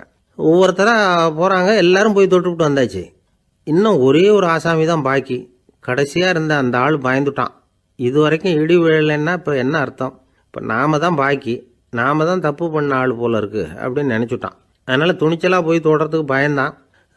தயங்கிக்கிட்டே இருந்தான். இருந்தாலும் மற்றவங்கள்லாம் சும்மா இருப்பாங்களா? கட்டாயப்படுத்தி கழுத்தை பிடிச்சி தள்ளாத குறையா அவனை தள்ளி விட்டாங்க. போய் தொட்டுட்டு வாடான்னு. அவன் நடுங்கிட்டே போய் அந்த மரத்தை தொட்டான். அதே வினாடி ஒரு பயங்கரமான மின்னல் இடி விழுந்துட்டுது. எங்கே விழுந்தது தெரியுமா? அந்த ஆள் மேலே இல்லை, மண்டபத்தில் விழுந்தது. மண்டபத்தில் இருந்தவங்க பூரா காலி. அந்த ஒரு ஆள் மட்டும் புழைச்சிக்கிட்டான். இந்த ஒரு ஆளை காப்பாற்றுறதுக்காக தான் இடி மண்டபத்தில் விழாமல் இருந்திருக்குது. இதுதான் கதை. அதனால் நல்லவங்க எப்படியும் தப்பிச்சுக்குவாங்க அப்படிங்கிறது ஒரு நீதி. ஒருத்தன் அப்படி தான் தெருவில் நடந்து போய்கிட்டு இருந்தான். ரொம்ப நல்லவன். எதிரில் ஒருத்தன் சைக்கிளில் வந்துக்கிட்டு இருந்தான். அதில் மோதி இவன் கீழே விழுந்துட்டான். சைக்கிள்காரன் உடனே இறங்கி இவனை தூக்கி விட்டான். இவன் எழுந்திரிச்சு அவனை முறைச்சி பார்த்தான். அப்படி பார்க்காதீங்க சார், நீங்கள் ரொம்ப புண்ணியம் பண்ணியிருக்கீங்க, அதுதான் இப்போ சைக்கிளில் மோதிக்கிட்டீங்க அப்படின்றான். என்ன அப்படி சொல்கிறேன் நானா? இவன் 10 நிமிஷத்துக்கு முன்னாடி நான் லாரி ஓட்டிகிட்டு வந்தேன், அப்போ நீங்கள் எதிரில் வந்திருந்தீங்கன்னா என்ன ஆயிருக்கும் அப்படின்னானா அவன். வாழ்க்கையில் சில சந்தர்ப்பங்களில் நாம் சில அவமானங்களை சந்திச்சே தீர வேண்டியிருக்கு. என்ன பண்ணுறது, காலம் அப்படி. அவமானப்படுறவங்க உடனே அடங்கி போய்டுறது தான் உலக வழக்கம். அவமானப்பட்டால் உடனே சீறி எழறவங்களும் உண்டு. ஆனால் அதையே ஒரு சவாலாக எடுத்துக்கிட்டு முன்னுக்கு வர்றவங்களும் சில பேர் இருக்கிறாங்க. அவங்க ரொம்ப அபூர்வம். இன்றைக்கி மனோதத்துவ நிபுணர்கள்லாம் என்ன சொல்கிறாங்க தெரியுமா? அவமானப்பட்டுட்டா உடனே அடங்கி போயிடக்கூடாதான். அதையே ஒரு சவாலாக எடுத்துக்கிட்டு மனசில் ஒரு வைராக்கியத்தோடு முயற்சி பண்ணினா வாழ்க்கையில் எல்லாரும் முன்னேறலாமா. அவமானங்கிறத நாம் வைராக்கியமாக மாற்றிக்கணும். அதுதான் வெற்றிக்கு வழி. ராமர் இந்த பூமியில் பிறந்ததே ஒரு வைராக்கியத்தினால தான் சார் அப்படின்னார் ஒருத்தர். எப்படிங்க அது அப்படின்னு கேட்டேன். அவர் சொன்னார், தசரதருக்கு ராமர் குழந்தையா பிறக்கணும், அப்போ தான் இங்கே இருக்கிற கஷ்டங்கள்லாம் நீங்கும் அப்படின்னு சர்வ லோகமும் எதிர்பார்த்துக்கிட்டு இருக்குது. ஆனால் அவர் எப்போ பிறப்பார் அப்படின்னு யாருக்கும் தெரியல. அந்த காரியம் சீக்கிரம் நடக்கணுமே, அதுக்கு என்ன பண்ணுறது? நாரதர் வந்தார் ஒரு நாள் தசரதரை தேடி. தசரதா, உனக்கு ஒரு செய்தி தெரியுமான்னு ஆரம்பித்தார். அவர் எப்பவும் இப்படித்தானே ஆரம்பிக்கிறது வழக்கம். என்ன விஷயம்னு கேட்டார் தசரதர். தசரதா, நீ அடிக்கடி உன்னோட தேரில் ஏறிக்கிட்டு தேவலோகத்துக்கு போகிற, அங்கே போகிற வர்ற எல்லாம் பண்ணிகிட்ருக்க, எல்லாம் சரி. தேவலோகத்துலேயும் உன்னை நல்லபடியாக தான் வரவேற்கிறாங்க. தேவேந்திரன் உன்னை பிரியமாக அழைச்சிட்டு போய் தன்னுடைய அரியாசனத்திலேயே தனக்கு பக்கத்திலேயே உட்கார வைக்கிறான். நீயும் சந்தோஷமாக உட்காந்து பேசிவிட்டு வந்துடுற. ஆனால் நீ இங்கே வந்ததுக்கு அப்புறம் அங்கே என்ன நடக்குது தெரியுமா உனக்கு அப்படின்னாரான் நாரதர். என்ன நடக்குது எனக்கு ஒன்றும் தெரியலையே அப்படின்னாரான் தசரதர். நாரதர்கிட்ட கிட்டத்தில் கேட்டிருக்கார், கொஞ்சம் சொல்லுங்கள் என்னது அப்படின்னு. அவர் நெருங்கி வந்தாரான் நாரதரும். மெதுவாக அவர் காதோட காதாக சொன்னாராம், அதாவது நம்ம பாஷையில் சொல்லப்போனால் பற்ற வைக்கிறார். நீ அங்கே தேவேந்திரங்கிட்ட உட்காந்து பேசிவிட்டு வந்த பிறகு நீ அங்கே உட்காந்துருந்த அரியாசனத்தை தண்ணி ஊற்றி கழுவி சுத்தப்படுத்துகிறாங்க. நீ என்ன அந்த அளவுக்கு சுத்தம் இல்லாத ஆளா, தினம் குளிக்காமையாக இருக்கிற அப்படின்னாராம். தசரதருக்கு இது ரொம்ப அவமானமாக போயிட்டுது. அப்படியே செய்கிறாங்க அப்படின்னாராம். ஆமாம், நீ வேணும்னா நான் சொல்கிறது உண்மையா இல்லையா அப்படின்னு சோதனை பண்ணி பார்த்துக்கோ அப்படின்னாரான் நாரதர். உடனே தசரதர் இதுக்காகவே புறப்பட்டு தேவலோகம் போனார். அங்கே வழக்கம் போலவே இவரை கூப்பிட்டு உட்கார வச்சு பேசிக்கிட்டு இருந்தான் தேவேந்திரன். கொஞ்ச நேரம் பேசிக்கிட்டு இருந்துட்டு சரி நான் கிளம்புறேன்னு புறப்பட்டார். சரி, அவனும் வாசல் வரைக்கும் வந்து வழி அனுப்பி வச்சுட்டு உள்ளே போயிட்டான். தசரதர் வெளியில் கொஞ்ச நேரம் மறைஞ்சி இருந்துட்டு மெதுவாக உள்ளே எட்டி பார்த்தார் என்ன நடக்குதுன்னு. நாரதர் சொன்னது உண்மைதான். தசரதர் உட்காந்துருந்த ஆசனத்தை அங்கே 2 தேவர்கள் கழுவி சுத்தப்படுத்திக்கிட்டு இருக்கிறாங்க. தசரதரால் இதை தாங்கிக்க முடியல. அவருக்கு ரொம்ப அவமானமாக போச்சு. நேராக கிடுகிடுன்னு தேவேந்திரங்கிட்டே போனார். நான் உட்காந்துருந்த இருக்கையே சுத்தம் பண்ணுறியே, நான் என்ன அந்த அளவுக்கு பாவியா அப்படின்னு கேட்டார்.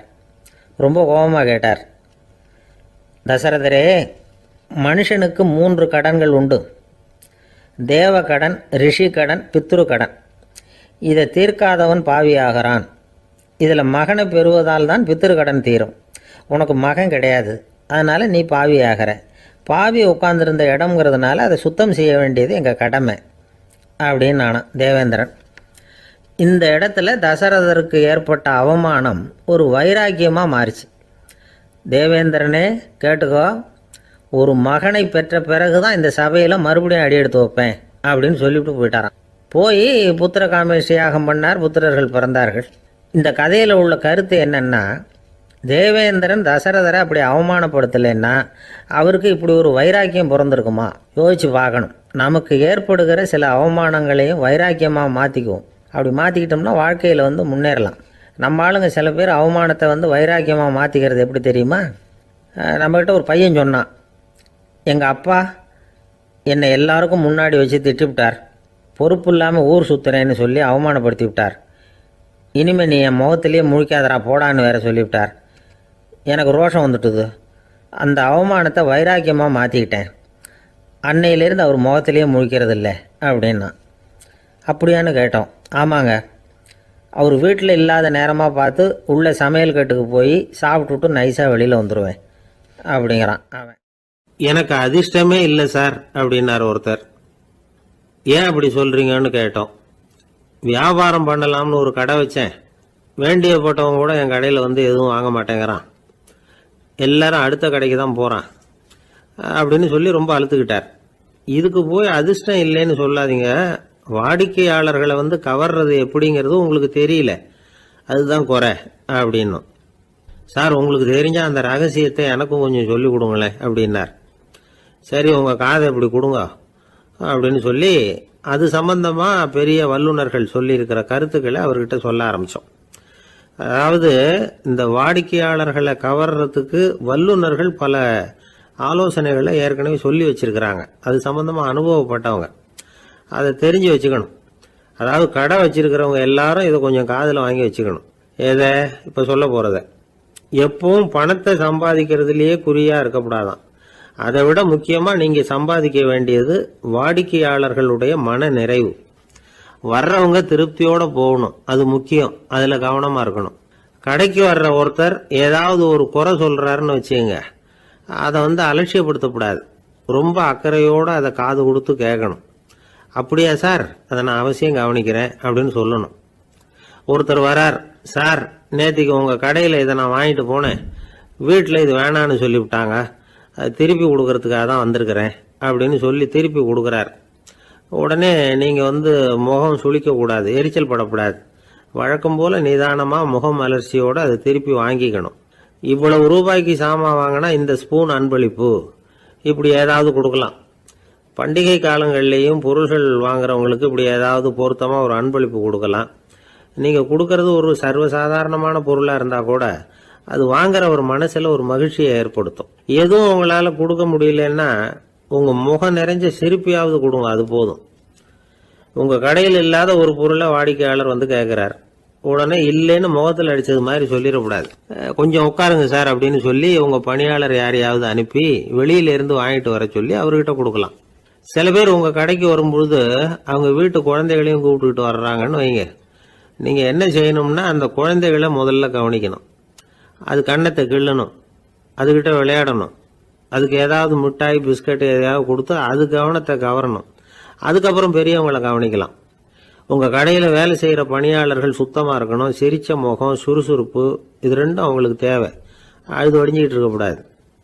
அப்புறம் இன்னொரு விஷயம், அதிகமாக பொருள் வாங்குற ஒருத்தர்கிட்ட அதிக மரியாதையாகவும் குறைச்சலாக பொருள் வாங்குறவர்கிட்ட வேற விதமாகவும் நடந்துக்கக்கூடாது. எல்லாருக்கிட்டையும் சமமாக நடந்துக்கணும். 5 ரூபாய்க்கு வாங்கினாலும் சரி, 500 ரூபாய்க்கு வாங்கினாலும் சரி, அவங்கக்கிட்ட நீங்கள் காட்டுற மரியாதையில் வித்தியாசம் இருக்கக்கூடாது. எல்லாத்துக்கும் மேலே உங்கள் கடையில் ஒரு பொருள் வாங்கினா அது உண்மையானதாக இருக்கும், தரமுள்ளதாக இருக்கும் அப்படிங்கிற நினைப்பு ஜனங்களுக்கு வரணும். அதனால தரமான பொருளையே நீங்கள் உங்கள் கடையில் வச்சுருக்கணும். இது வரைக்கும் நான் சொன்னதையெல்லாம் கவனத்தில் வச்சுக்கிட்டு நீங்கள் கடையை ஆரம்பிச்சிங்கன்னா வியாபாரம் பிச்சுக்கிட்டு போகும். அப்படி போகலன்னா அதுக்கப்புறம் கேளுங்க. ஏன்னா இந்த யோசனைகள்லாம் அனுபவப்பட்டவங்க சொல்லியிருக்கிற யோசனைகள். இந்த யோசனைகளில் நீங்கள் எச்சரிக்கையாக இருக்க வேண்டிய ஒரு விஷயம் உண்டு. அது என்னங்கிறதையும் தெரிஞ்சு வச்சுக்கிறது நல்லது. என்னுடைய நண்பர் ஒருத்தர் வந்தார். சார், உங்கள் யோசனையை கேட்டதுனால நான் ஒரு அறை வாங்கினது தான் மிச்சம்னார். என்ன ஆச்சுன்னு கேட்டேன். எங்கள் கடைக்கு ஒரு பெரிய அம்மா குழந்தைய தூக்கிட்டு வந்தாங்க சார். உங்கள் யோசனைப்படி அந்த குழந்தையோட கண்ணத்தை கிள்ளணும்னு முயற்சி பண்ணினேன். திடீர்னு அந்த நேரம் பார்த்து அந்த குழந்தை தலையை குனிஞ்சிக்கிட்டுது. என் கை குழந்தையோட கண்ணத்துக்கு பதிலாக அதை தூக்கிட்டு வந்தவங்க கண்ணத்தை கிள்ளிவிட்டுது. அதுதான் அப்படி ஆயிட்டுது அப்படின்னார் கண்ணத்தை தடவிக்கிட்டே. ஒரு நாள் ஒரு நண்பரை சந்தித்தேன். உங்கள் வீடு எதுன்னு உங்களுக்கு தெரியுமா சார்ன்னு. அவர் என்னை ஒரு மாதிரியாக பார்த்தார். அப்புறம் சொன்னார், தெரியும் அப்படின்னாரு. சரி, உங்கள் தொலைபேசி எண் உங்களுக்கு தெரியுமான்னு. அதுவும் தெரியும்னார். உங்கள் மனைவி மக்கள் யார் யாருன்னு உங்களுக்கு தெரியுமான்னு கேட்டேன். என்ன ஒரு மாதிரியாக பார்த்தார். அப்புறம் சொன்னார், அதுவும் தெரியும் சார் அப்படின்னார். சரி, நீங்கள் யாருன்னு உங்களுக்கு தெரியுமான்னு கேட்டேன். இப்போ தான் அவர் முழிக்க ஆரம்பித்தார். அவர் மட்டும் அப்படி இல்லை, நாம் எல்லாருமே அப்படி தான். எதிரில் நிற்கிறது யாருங்கிறது தெரியும், நாம் யாருன்னு நமக்கு தெரியாது. உண்மையிலேயே நாம் யார்? இந்த கேள்விக்கான பதிலை தான் வாழ்க்கை பூரா நாம் தேடிட்டு இருக்கிறோம். புத்தர் என்ன சொல்கிறாரு தெரியுமா? நீங்கள் கடவுளை பற்றி கவலைப்பட தேவையில்லை, உங்களை பற்றின கவலை உங்களுக்கு இருந்தால் போதும் அப்படிங்கிறார். நான் யார், எனக்கு ஏன் இந்த கவலை அப்படின்னு உங்களை நீங்களே கேட்டுக்குங்க அப்படிங்கிறார். நாம் ஏன் கடவுளை படைத்தோம்? அது ஒரு நழுவல் முயற்சியாம். அதாவது தன்னிடமிருந்து தானே தப்பிக்கிற ஒரு முயற்சியாம். இப்படி தான் அதை சொல்கிறாங்க அறிஞர்கள்லாம். மக்கள் பொய்யான பிரச்சனைகளில் ஆர்வமாக இருக்கிறாங்க. அதுக்கு தீர்வு காணவும் முயற்சி பண்ணுறாங்க. கடவுளை பற்றி விவாதிக்க எல்லாருக்கும் விருப்பம். தன்னுடைய சுயம் பற்றிய பிரஜையே இருக்கிறதில்ல. ஆகக்கூடிய விஷயம் என்னென்னா, கடவுள் சமாளிப்புக்கு பயன்படுத்தப்படுகிறார். மனவியல் என்ன சொல்லுது தெரியுமா? கடவுள், சொர்க்கம், மறுபிறவி இதை பற்றிலாம் பேச ஆரம்பிக்கிறவங்க யார் தெரியுமா? போருக்கு போகிறவன், துன்பத்தில் சிக்கி கஷ்டப்படுறவன், நோய் படுக்கையில் விழுந்தவன், இவங்க தான். நாம் அனுபவத்திலே பார்க்குறோமே இதையெல்லாம். கடவுளை துணைக்கு கூப்பிடுறவங்க யாருன்னு கவனித்து பாருங்கள். பரீட்சை எழுத போகிறவன், வேலை தேடி அலையிறவன், பண நெருக்கடியில் இருக்கிறவன், விபத்தில் சிக்கிக்கிட்டவன், இவங்கெல்லாம் தான். தேர்வில் வெற்றி பெற்றதும் அவரை துணைக்கு கூப்பிடுறதில்ல, வேலை கிடைச்சதும் அவர் துணை தேவைப்படுறதில்ல. ஏன் இப்படி? கொஞ்சம் யோசனை பண்ணி பாருங்கள்.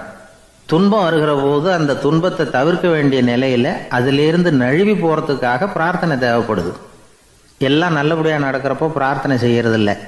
புத்தருடைய வழி என்ன தெரியுமா? அந்த வழியில் கடவுளும் கிடையாது, பிரார்த்தனையும் கிடையாது. புத்தர் செய்தது இதைத்தான். அதாவது கடவுள்கிட்ட இருந்து மனிதனையும், மனிதன்கிட்ட இருந்து கடவுளையும் அவர் விடுவித்தார். புத்த மதம் என்ன சொல்லுது தெரியுமா? கடவுள் பிரச்சனை அல்ல, மனிதன்தான் உண்மையான பிரச்சனை அப்படின்னு சொல்லுது. உங்களை நீங்கள் நல்லா தெரிஞ்சுக்கிட்டா போதும், நீங்களே கடவுள் ஆகிடுவீங்க அப்படிங்கிறது தான் புத்த மதம். அதனால் நமக்கு தேவை உள்முக பயணம். நான் யார் அப்படிங்கிற கேள்வியோட உள்ளே போகணும். அங்கே போனால் தான் தெரியும் நான் அப்படின்னு அங்கே யாருமே இல்லைங்கிறது. இதெல்லாம் புத்தர் சொல்லுகிற ஒரு தத்துவம். தத்துவம்னு சொன்னாவே நமக்கெல்லாம் அதை புரிஞ்சுக்கிறது கஷ்டம்தான். நம்ம பொறுத்த வரைக்கும் தத்துவங்கிறதுல 2 வகை உண்டு. ஒன்று தத்துவம், இன்னொன்று மகா தத்துவம். தத்துவம்னா என்ன தெரியுமா? கேட்குறவங்களுக்கு புரியப்படாது, அதுதான் தத்துவம். மகா தத்துவம் என்னன்னா சொல்கிறவங்களுக்கும் புரியப்படாது. அந்த வகையில் பார்த்தா இன்று ஒரு தகவலும் ஒரு மகா தத்துவம் தான். ஒரு காடு, நல்ல மரம்லாம் செழிச்சு இருந்தது. அப்படிப்பட்ட காட்டில் ஒரு சாது இருந்தார். அவர் எப்படின்னா எப்பவும் ஒரு மரத்தடியில் உட்காந்துருப்பார். ஏன்னா அவருடைய இருப்பிடமே அதுதான். அவர் என்ன பண்ணுவார், 3 கல் வச்சுருந்தார். செங்கல் மாதிரி இருக்கும், ஆனால் அதை விட கொஞ்சம் பெருசாக இருக்கும். எதுக்கு அந்த 3 கல்லுன்னா அதுதான் அவருடைய படுக்கை. அதாவது தூங்குறப்ப ஒரு கல்லை தலைக்கு கீழே வச்சுக்குவார், இன்னொரு கல்லை இடுப்புக்கு கீழே வச்சுக்குவார், இன்னொரு கல்லை காலுக்கு கீழே வச்சுக்குவார். உடம்பை அப்படியே ஒரு தகட்டால் மூடிக்குவார், அப்படியே தூங்கி போடுவார். மழை பெய்யுதுன்னு வச்சுங்க, அவர் உடம்பு 3 கல் மேலே இருக்குதா, அதனால் தண்ணி அடியில் ஓடி போடும், உடம்பு நனையாது. மேலே தகடு இருக்கிறதுனால மழையும் உடம்புல படாது. அவர் தூக்கமும் கிடையாது, நிம்மதியாக தூங்குவார். பகலில் அந்த 3 கல்லையும் ஒரு சேர ஒரு அடுப்பு மாதிரி வச்சு அது மேலே உட்காந்துக்குவார். அதனால் பாம்பு பூச்சி எதுவும் அவரை தொந்தரவு பண்ணுறதில்ல, அது பாட்டுக்கு நடந்து போயிடும். அவர் பாட்டுக்கு நிம்மதியாக இருப்பார். யாராவது எதையாவது கொண்டுகிட்டு கொடுத்தா அதை வாங்கி சாப்பிடுவார், அவ்வளவுதான். ஒரு நாள் அந்த நாட்டு அரசன் காட்டுக்கு வேட்டையாட வந்தான். அந்த வழியாக வந்தப்போ இந்த சாது படுத்துருக்கிறத பார்த்தான், பரிதாபப்பட்டான். ஐயோ பாவம், இவர் இப்படி இந்த கல் மேலே உடம்ப வச்சுக்கிட்டு தூங்குறாரு, என்ன பாடுபடுவார். இவரை நாம் அரண்மனைக்கு அழைச்சிட்டு போய் சுகமாக நிம்மதியாக இருக்கிறதுக்கு வழி செஞ்சு கொடுப்போம், அது ரொம்ப நல்லாயிருக்கும் அப்படின்னு நினச்சான். அப்படி நினச்சிக்கிட்டே அரண்மனைக்கு வந்துட்டான். அதுக்கப்புறம் ஒரு பல்லக்கையும் 2 சேவகர்களையும் காட்டுக்கு அனுப்பி அந்த சாதுவை மெதுவாக இங்கே அழைச்சிட்டு வந்துடுங்க அப்படின்னு சொல்லி அனுப்பி வச்சான். இவங்க போய் அவர்கிட்ட விவரத்தை சொன்னாங்க. எனக்கு என்னத்துக்கு அரண்மனை வாசம் அப்படின்னார். இருந்தாலும் மன்னர் உத்தரவு, நீங்கள் அவசியம் வரணும் அப்படின்னாங்க இவங்க. சரின்னு சொல்லிவிட்டு வேறு வழி இல்லாமல் புறப்பட்டார். புறப்படும் பொழுது என்ன பண்ணாருன்னா, மறக்காமல் அந்த 3 கல் ஒரு தகடு அதையும் எடுத்து பல்லக்கில் வச்சுக்கிட்டார். என்னத்துக்கு இதையெல்லாம் எடுத்து வைக்கிறாரு அப்படின்னு சொல்லி அவங்க யோசனை பண்ணாங்க. இருந்தாலும் அதை பற்றி ஒன்றும் கேட்கல. பேசாமல் அவரை அழைச்சிட்டு போய் அரண்மனையில் விட்டுட்டாங்க. அரசன் ஓடி வந்தான், வரவேற்றான், அறுசுவை உணவு படைத்தான். அவர் படுக்கிறதுக்கு தங்க கட்டில், பட்டு மெத்தை, இப்படி எல்லாம் ஏற்பாடு பண்ணி வச்சான். இங்கே படுத்து ஓய்வு எடுத்துங்க அப்படின்னு சொல்லிவிட்டு அவன் பாட்டு போயிட்டான். மறுநாள் காலையில் பார்க்குறான், சாது படுத்துருக்கிறார். எப்படி தெரியுமா? அந்த பட்டு மெத்தை மேலே 3 கல்லையும் வச்சு வழக்கம் போலவே அது மேலே படுத்துருக்கிறார். அதுக்கு மேலே தகடு. அரசன் பார்த்துட்டு அதிர்ச்சி ஆயிட்டான். என்ன சுவாமி இப்படி அப்படின்னா, சாது சொன்னார், எனக்கு தேவையும் இல்லை குறையும் இல்லை, எல்லா இடத்துலையும் எனக்கு ஒரே மகிழ்ச்சி தான் அப்படின்னார். மகிழ்ச்சிங்கிறது தங்க கட்டிலேயோ பட்டு மெத்தையிலேயோ இல்லை, அது மனசில் இருக்கிற ஒரு விஷயம். உண்மையான மகிழ்ச்சிக்கு வழி மனப்பக்குவம் அப்படிங்கிறது அந்த அரசனுக்கு புரிஞ்சுதான். இந்த காலத்தில் ஒரு சாமியார், அவரை தேடி ஒரு சீடன் வந்தான். என்னாச்சு தெரியுமா? சுவாமி, எனக்கு நிம்மதி வேணும், அதுக்கு என்ன வழின்னு கேட்டான். சாமியார் நிமிர்ந்து பார்த்தார். அப்புறம் சொன்னார், நீ ஏகப்பட்ட பேர்கிட்ட கடன் வாங்கியிருக்கிற, அதையெல்லாம் திருப்பி கொடுத்தா தான் உனக்கு நிம்மதி கிடைக்கும்னார். இவனுக்கு ஆச்சரியம். அது எப்படி சாமி, அவ்வளவு கரெக்டாக நான் கடன் வாங்கினதை கண்டுபிடிச்சிங்க அப்படின்னா, உனக்கு கடன் கொடுத்து சாமியாராக போனதே நான் தான்ப்பா, அதனால தான் இந்த கதிக்கு வந்தேன். என்கிட்டயே நிம்மதிக்கு வழி கேட்குறிய, அதுதான்டா வேதனை அப்படின்னாராம் அவர். ஒரு பள்ளிக்கூடம், அதில் வசதியான வீட்டுக்குள்ள ஒருத்தன் படிச்சுக்கிட்டு இருந்தான். இன்னொரு ஏழை பையனும் அங்கே படிச்சுக்கிட்டு இருக்கிறான். இவங்க 2 பேரும் ஒரே தெருவில் தான் இருக்கிறாங்க. பணக்கார வீட்டு பையன் பங்களாவில் இருந்தான். அவனுக்கு வேலை செய்யறதுக்காக சில வேலை ஆட்கள் உண்டு. அதனால் அவன் நல்லா சாப்பிடுவான், தூங்குவான். ஏதோ வரணுமேங்கிறதுக்காக பள்ளிக்கூடத்துக்கு வருவான், போவான், அவ்வளவுதான். இந்த ஏழை பையன் இருக்கானே, அவன் அப்படி இல்லை. காலையில் எழுந்திருப்பான், உடற்பயிற்சி பண்ணுவான், அவங்க வீட்டில் கிடைக்கிற சாதாரண உணவு அதை அளவோடு சாப்பிடுவான், வீட்டில் உள்ள வேலைகளையும் செய்வான், பள்ளிக்கும் தவறாமல் வந்துடுவான். அவனுக்கு கூட பிறந்த சகோதர சகோதரிகள் 8 பேர். எல்லாரும் தன்னம்பிக்கையோடு அவங்க வேலையை செஞ்சுக்கிட்டு இருந்தாங்க. இந்த பையன் எப்பவும் உண்மையை தான் பேசுவான், கடமையை ஒழுங்காக செய்வான். ஆசிரியர்களுக்கு இவனை ரொம்ப பிடிக்கும். அதனால் இவன் அந்த பள்ளிக்கூடத்து மாணவர் தலைவனாக ஆக்கியிருந்தாங்க. இது அந்த பெரிய இடத்து பையனுக்கு பிடிக்கல. மாணவர் தலைவனுக்கு பணிஞ்சு போகிறதுக்கும் அவனுக்கு விருப்பம் இல்லை. ஒரு நாள் வகுப்பில் ஆசிரியர் எல்லா மாணவர்களுக்கும் ஒரு வேலை கொடுத்தார். எல்லாரும் அதை சுறுசுறுப்பாக செஞ்சுக்கிட்டு இருக்கிறாங்க. இவன் மட்டும் சோம்பலாக உட்காந்துருக்கிறான். ஆசிரியர் அந்த பக்கமாக வந்தார், இதை பார்த்துட்டார். உடனே மாணவர் தலைவனாக இருக்கிற அந்த ஏழை பையனை கூப்பிட்டார். இந்த பாருப்பா, ஏன் அந்த பையன் இப்படி சும்மா உட்காந்துருக்கிறான், என்னன்னு விசாரிச்சு சொல்லு அப்படின்னு சொல்லிவிட்டு உள்ளே போயிட்டார். இவன் மெதுவாக போய் அவங்ககிட்ட விசாரிச்சான், ஏன் இப்படி சோர்ந்து போய் உட்காந்துருக்கிற அப்படின்னு. அவன் ரொம்ப அலட்சியமாக அவனை திரும்பி பார்க்குறான். என்னோட சிரமம் உனக்கு என்ன தெரியும்? வீட்டில் என்னுடைய சௌகரியங்களை கவனிக்கிற வேலையாட்கள் 2 பேரும் இன்னைக்கு வேலைக்கு வரல. அதனால என்னோட வேலையெல்லாம் நானே கவனிக்கிற மாதிரி ஆயிட்டுது. அதனால சோர்ந்து போட்டேன் அப்படின்னு நான். அப்புறம் கேட்டிருக்கான், அது சரி, உன்னுடைய வீட்டில் உன்னுடைய வேலைக்காரங்க வராத போது நீ எப்படி சமாளிக்கிற அப்படின்னு கிண்டலாக கேட்டிருக்கான். அதாவது இவன் ஏழைங்கிறதையும் இவன் வீட்டில் வேலை செய்யறதுக்கு யாரும் இல்லைங்கிறதையும் இப்படி சொல்லி கிண்டல் பண்ணுறான். இந்த ஏழை பையனுக்கு இது புரிஞ்சுது, மனசு வேதனை போட்டுது. இருந்தாலும் வெளியில காட்டியாம சிரிச்சுக்கிட்டே சொன்னானா, எனக்கு அந்த கவலையே கிடையாது, என்னுடைய உதவிக்கு நான் நினைச்ச உடனே என்னுடைய காரியத்தை செய்யறதுக்கு 8 பேர் எப்பவும் தயாரா இருப்பாங்க அப்படின்னு நானு. இவன் இப்படி சொன்னதும் அவனுக்கு ஒரு மாதிரி ஆயிட்டுதான். தலையை குனிஞ்சுக்கிட்டே போட்டான். உள்ளே உட்காந்துருந்த ஆசிரியர் காதுல இது விழுந்தது. உடனே இந்த ஏழை பையனை உள்ள கூப்பிட்டு போனாரு. கேட்டாரு, என்னப்பா அப்படி சொல்ற? இவன் பொய் சொல்ல மாட்டாங்கிறது அவருக்கு தெரியும். அவனை சமாளிக்கிறதுக்காக இப்படி ஒரு பொய்யை சொல்லியிருப்பாங்கிறதையும் அவரால் ஏற்றுக்க முடியல. ஏன்பா, நீ நினைக்கிற காரியத்தை செய்ய 8 பேர் தயாரா இருக்கிறதா சொன்னியே, உன்னுடைய சகோதர சகோதரிகளை குறிப்பிட்டு அப்படி சொன்னியா அப்படின்னு கேட்டார். இல்லைங்க ஐயா, நான் அவங்கள குறிப்பிட்டு அப்படி சொல்லலைன்னா. அப்படின்னா பொய் சொன்னியா? இந்த சின்ன விஷயத்துக்கு அப்படி பொய் சொல்லலாமான்னார். ஐயா, நான் பொய்யும் சொல்லலைன்னா. இவன் அப்படின்னா நீ சொன்னதுக்கு என்ன அர்த்தம்னார். இப்போ அந்த பையன் சொல்றான், ஐயா, நான் நினைக்கிறத செய்து முடிக்க என் கூட இருக்கிற அந்த 8 பேர் யாருன்னா 2 காலு 2 கை, வாய், மூக்கு, கண்ணு, காது, ஆக மொத்தம் 8. இவங்க தான் அந்த வேலை ஆட்கள். நான் சொல்றதை செய்யறதுக்கு, நான் சொல்றதை கேட்கறதுக்கும் செய்யறதுக்கும் அவங்க எப்பவும் தயாரா இருக்காங்க. அந்த அளவுக்கு என்னுடைய பயிற்சிகள் பழக்க வழக்கங்கள் மூலமா அவங்கள நல்ல நிலைமையில வச்சிருக்கிறேன் அப்படின்னா. இந்த கதையை சுவாமி சின்மயானந்தர் சொல்றது வழக்கம். இயற்கை நமக்கு கொடுத்திருக்கிற வேலை ஆட்கள் இந்த 8. இவங்களை நல்ல முறையில வச்சிருந்து வேலை வாங்க வேண்டியது நம்முடைய கடமை. அந்த கடமையை ஒழுங்கா செஞ்சுக்கிட்டு வந்தா வாழ்க்கையில வெற்றி நிச்சயம், இல்லைன்னா குழப்பம்தான். புத்தி சரியா இல்லைன்னா இந்த வேலையாட்கள் நாம சொல்றத கேட்க மாட்டாங்க. ஒருத்தன் குடி போதையில தள்ளாடி தள்ளாடி போய் ஒரு மரத்துல முட்டிக்கிட்டானா. தலையில கட்டு போட்டுக்கிட்டு மறுநாள் வந்திருக்கான். ஏன்டா இப்படி பண்றேன்னு கேட்டிருக்காங்க. நான் ஒதுங்கி போன்னு தான் சொன்னேன், அது கேட்கல அப்படின்றான். எது கேட்கல? உன்னோட காலா அப்படின்னு கேட்டிருக்காங்க. இல்லைங்க, அந்த மரம் அப்படின்னு. நானும் எப்படின்னா, ஒரு 600 வருஷத்துக்கு முன்னாடி மனுஷனுக்கு இருந்த நெருக்கடி இருக்கு பாருங்க. ஒரு 600 வருஷத்துக்கு முன்னாடி மனுஷனுக்கு எவ்வளோ நெருக்கடி இருந்ததோ அதுபோல் 40 பங்கு இப்போ அதிகமாகிட்டு தான் கண்டுபிடிச்சி சொல்லியிருக்கிறாங்க. அவ்வளவு நெருக்கடிக்கு மத்தியில் நாம் வாழ்ந்துக்கிட்டு இருக்கிறோம். ஒரு 600 வருஷத்துக்கு முன்னாடி என் தலையில் 1 கிலோ வச்சுக்கிட்டு நின்னேன்னு வைங்க, இப்போ 40 கிலோ வச்சுக்கிட்டு நிற்கிறேன். அப்படி ஒவ்வொரு மனுஷனுக்கும் வாழ்க்கையில் நெருக்கடி அதிகமாக போச்சு. இப்போ இந்த நெருக்கடியில் முன்னாடிலாம் யாரோ ஒருத்தர் தான் தியானம் பண்ணுவாங்க. தியானம்னா ஒருத்தர் 2 பேர் காட்டுக்கு போய் தியானம் பண்ணிகிட்டு இருப்பாங்க 600 வருஷத்துக்கு முன்னாடி. இப்போ வீட்டுக்கு வீடு தியானம் நடக்குது. ஏன்னா அந்தளவுக்கு வாழ்க்கையில் ஒரு நிம்மதி வேணும் அப்படின்னு சொல்லி பண்ணிட்டாங்க. அதுக்கு தான் இயற்கை கொடுத்துருக்கிற ஒரு இயற்கையான வைத்தியம்தான் சிரிப்புங்கிறது. இதை பற்றி பெரியவங்கள்லாம் இப்போ ஆராய்ச்சி பண்ணிகிட்டு இருக்கிறாங்க. சிரிப்புங்கிறது நாம் பிறந்து ஒரு 6 மாதத்தில் தான் முதல் தடவையாக விவரமாக சிரிக்க ஆரம்பிக்கிறோமா. நம்ம பிறந்து 6 மாதத்துக்கு, அதாவது முதல் தடவை சிரிக்க ஆரம்பிக்கிறது ஒரு 6ஆவது வாரம், 1.5 மாதத்தில் தான் குழந்தை வந்து விவரமாக சிரிக்க ஆரம்பிக்குது. அப்புறம் அப்படியே சிரிக்க ஆரம்பிக்கிறோமா.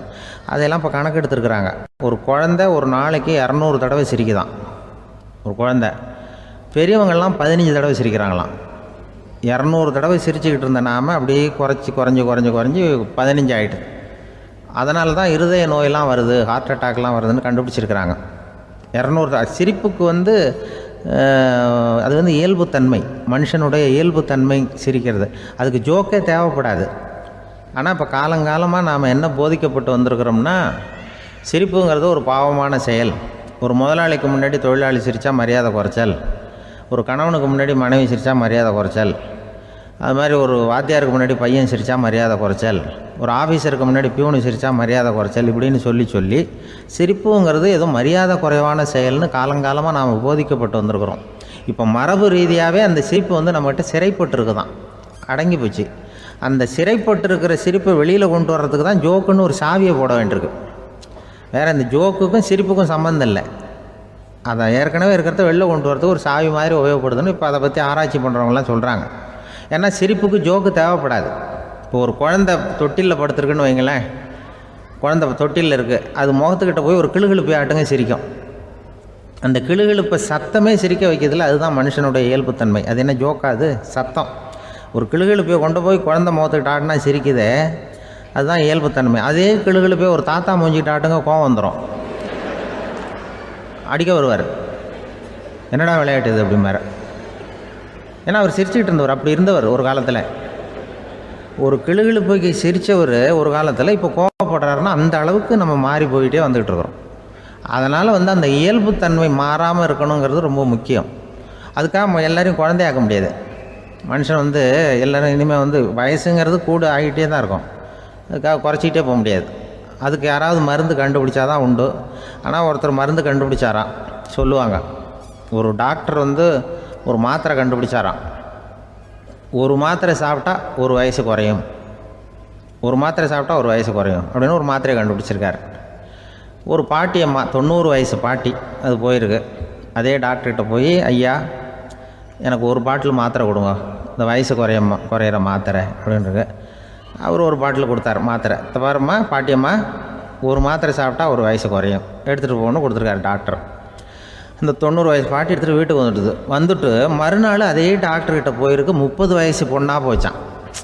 30 வயசு பொண்ணாக மாறி அதே டாக்டர்கிட்ட போயிருக்கு. இடுப்பில் ஒரு கை குழந்தை, அது சட்டை கிட்ட போடாமல் கெட்டவரில் வாயில் வச்சுட்டு உட்காந்துருக்கு.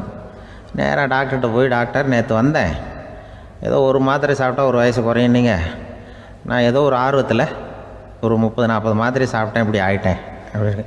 இப்போ டாக்டர் சொல்லியிருக்காரு, இதுக்கு ஏமா வருத்தப்படுற, எல்லோரும் வயசு குறையணும்னு தான் நினைக்கிறாங்க, உனக்கு வயசு குறைஞ்சிட்டுது, நீ சந்தோஷப்படு, இதுக்கே மறுபடியும் என்னகிட்ட வந்திருக்கிற அப்படின்னாரான் டாக்டர். அப்போ அந்த அம்மா சொல்லித்தான், என்னை பற்றி பரவாயில்ல டாக்டர், என் இடுப்பில் பாருங்கள் கை குழந்தை, இது சட்டை கிட்ட போடாமல் உட்காந்துருக்கு, கட்டவரில் வாயில் வச்சுட்டு உட்காந்துருக்கு, இது ரொம்ப ஆர்வத்தில் ஒரு 70 மாத்திரையை சாப்பிட்டு விட்டுது, இது என் வீட்டுக்காரரு. இவர் இடுப்பை விட்டு கீழே இறங்க மாட்டேங்கிறார். நான் எதையாவது கொடுத்து இனிமேதான் வயசை கூட்டி இறக்கி விடுவேன் டாக்டர் அப்படின்னு தான். அவர் ஏதோ நமக்கு இதுக்கும் சம்மந்தம் இல்லைங்கிறது மாதிரி கட்டாரில் வச்சுட்டு அவர் பாட்டு உட்காந்துருக்கார். ஏதோ நமக்கு இந்த உலகமே இல்லை, நமக்கு சம்மந்தம் இல்லைங்கிற மாதிரி உட்காந்துருக்கார். இப்படியே நான் தூக்கிட்டு எங்கே அலையிறது இதை அப்படின்னு தான். அதனால் வயசை குறைக்கிறது இயற்கைக்கு விரோதமாக நாம் பண்ண முடியாது. ஆனால் இந்த இயல்புத்தன்மை மாறாமல் வச்சுக்கலாம். குழந்தை மாதிரி மாற முடியாதே தவிர அந்த குழந்தை தன்மையோடு வாழறதுக்கு கற்றுக்கணும். அதுதான் வாழ்க்கையில் இன்பமாக வாழறதுக்கு வழி. குழந்தைத்தனமாக இருக்கக்கூடாது, குழந்தை தன்மையோடு இருக்கணும்னு சொல்லுவாங்க. குழந்தை தன்மைங்கிறது வேறு, குழந்தைத்தனம்ங்கிறது வேறு. அப்படி ஒரு மாத்திரை கண்டுபிடிச்சிட்டா இப்போ யாராவது ஒருத்தவங்க இடுப்பில் குழந்தைய தூக்கிட்டு போனால் போய் கேட்கணும், ஏம்மா இது ஏன் வீட்டுக்காரரா உன் குழந்தையா அப்படின்னு கேட்டு அதுக்கப்புறம் அவருக்கு வணக்கம் சொல்லணும். இப்படிலாம் ஆகிடும் நிலைமை.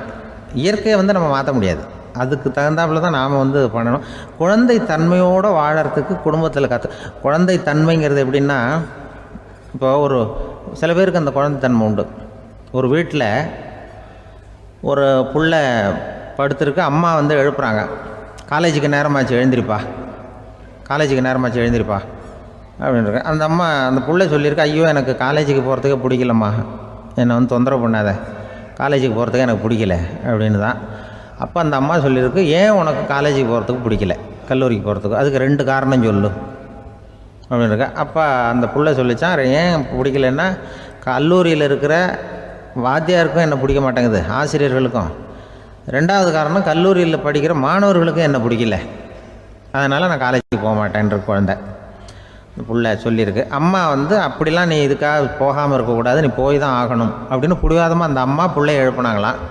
சரி, நான் எதுக்கு காலேஜ் போகணும்னு சொல்கிறேன், அதுக்கு நீ 2 காரணம் சொல்லு அப்படின்னு தான் அந்த புள்ள. அப்போ அந்த அம்மா சொன்னாங்களாம், நீ ஏன் காலேஜுக்கு போகணும்னா, முதல் காரணம் உனக்கு வயசு 52, 2வது காரணம் நீ தான் பிரின்சிபால் அப்படின்னு தான். என்ன இருந்தாலும் அவங்க அம்மாவுக்கு அது புள்ள தானே, அதுதான் குழந்தைத்தன்மை.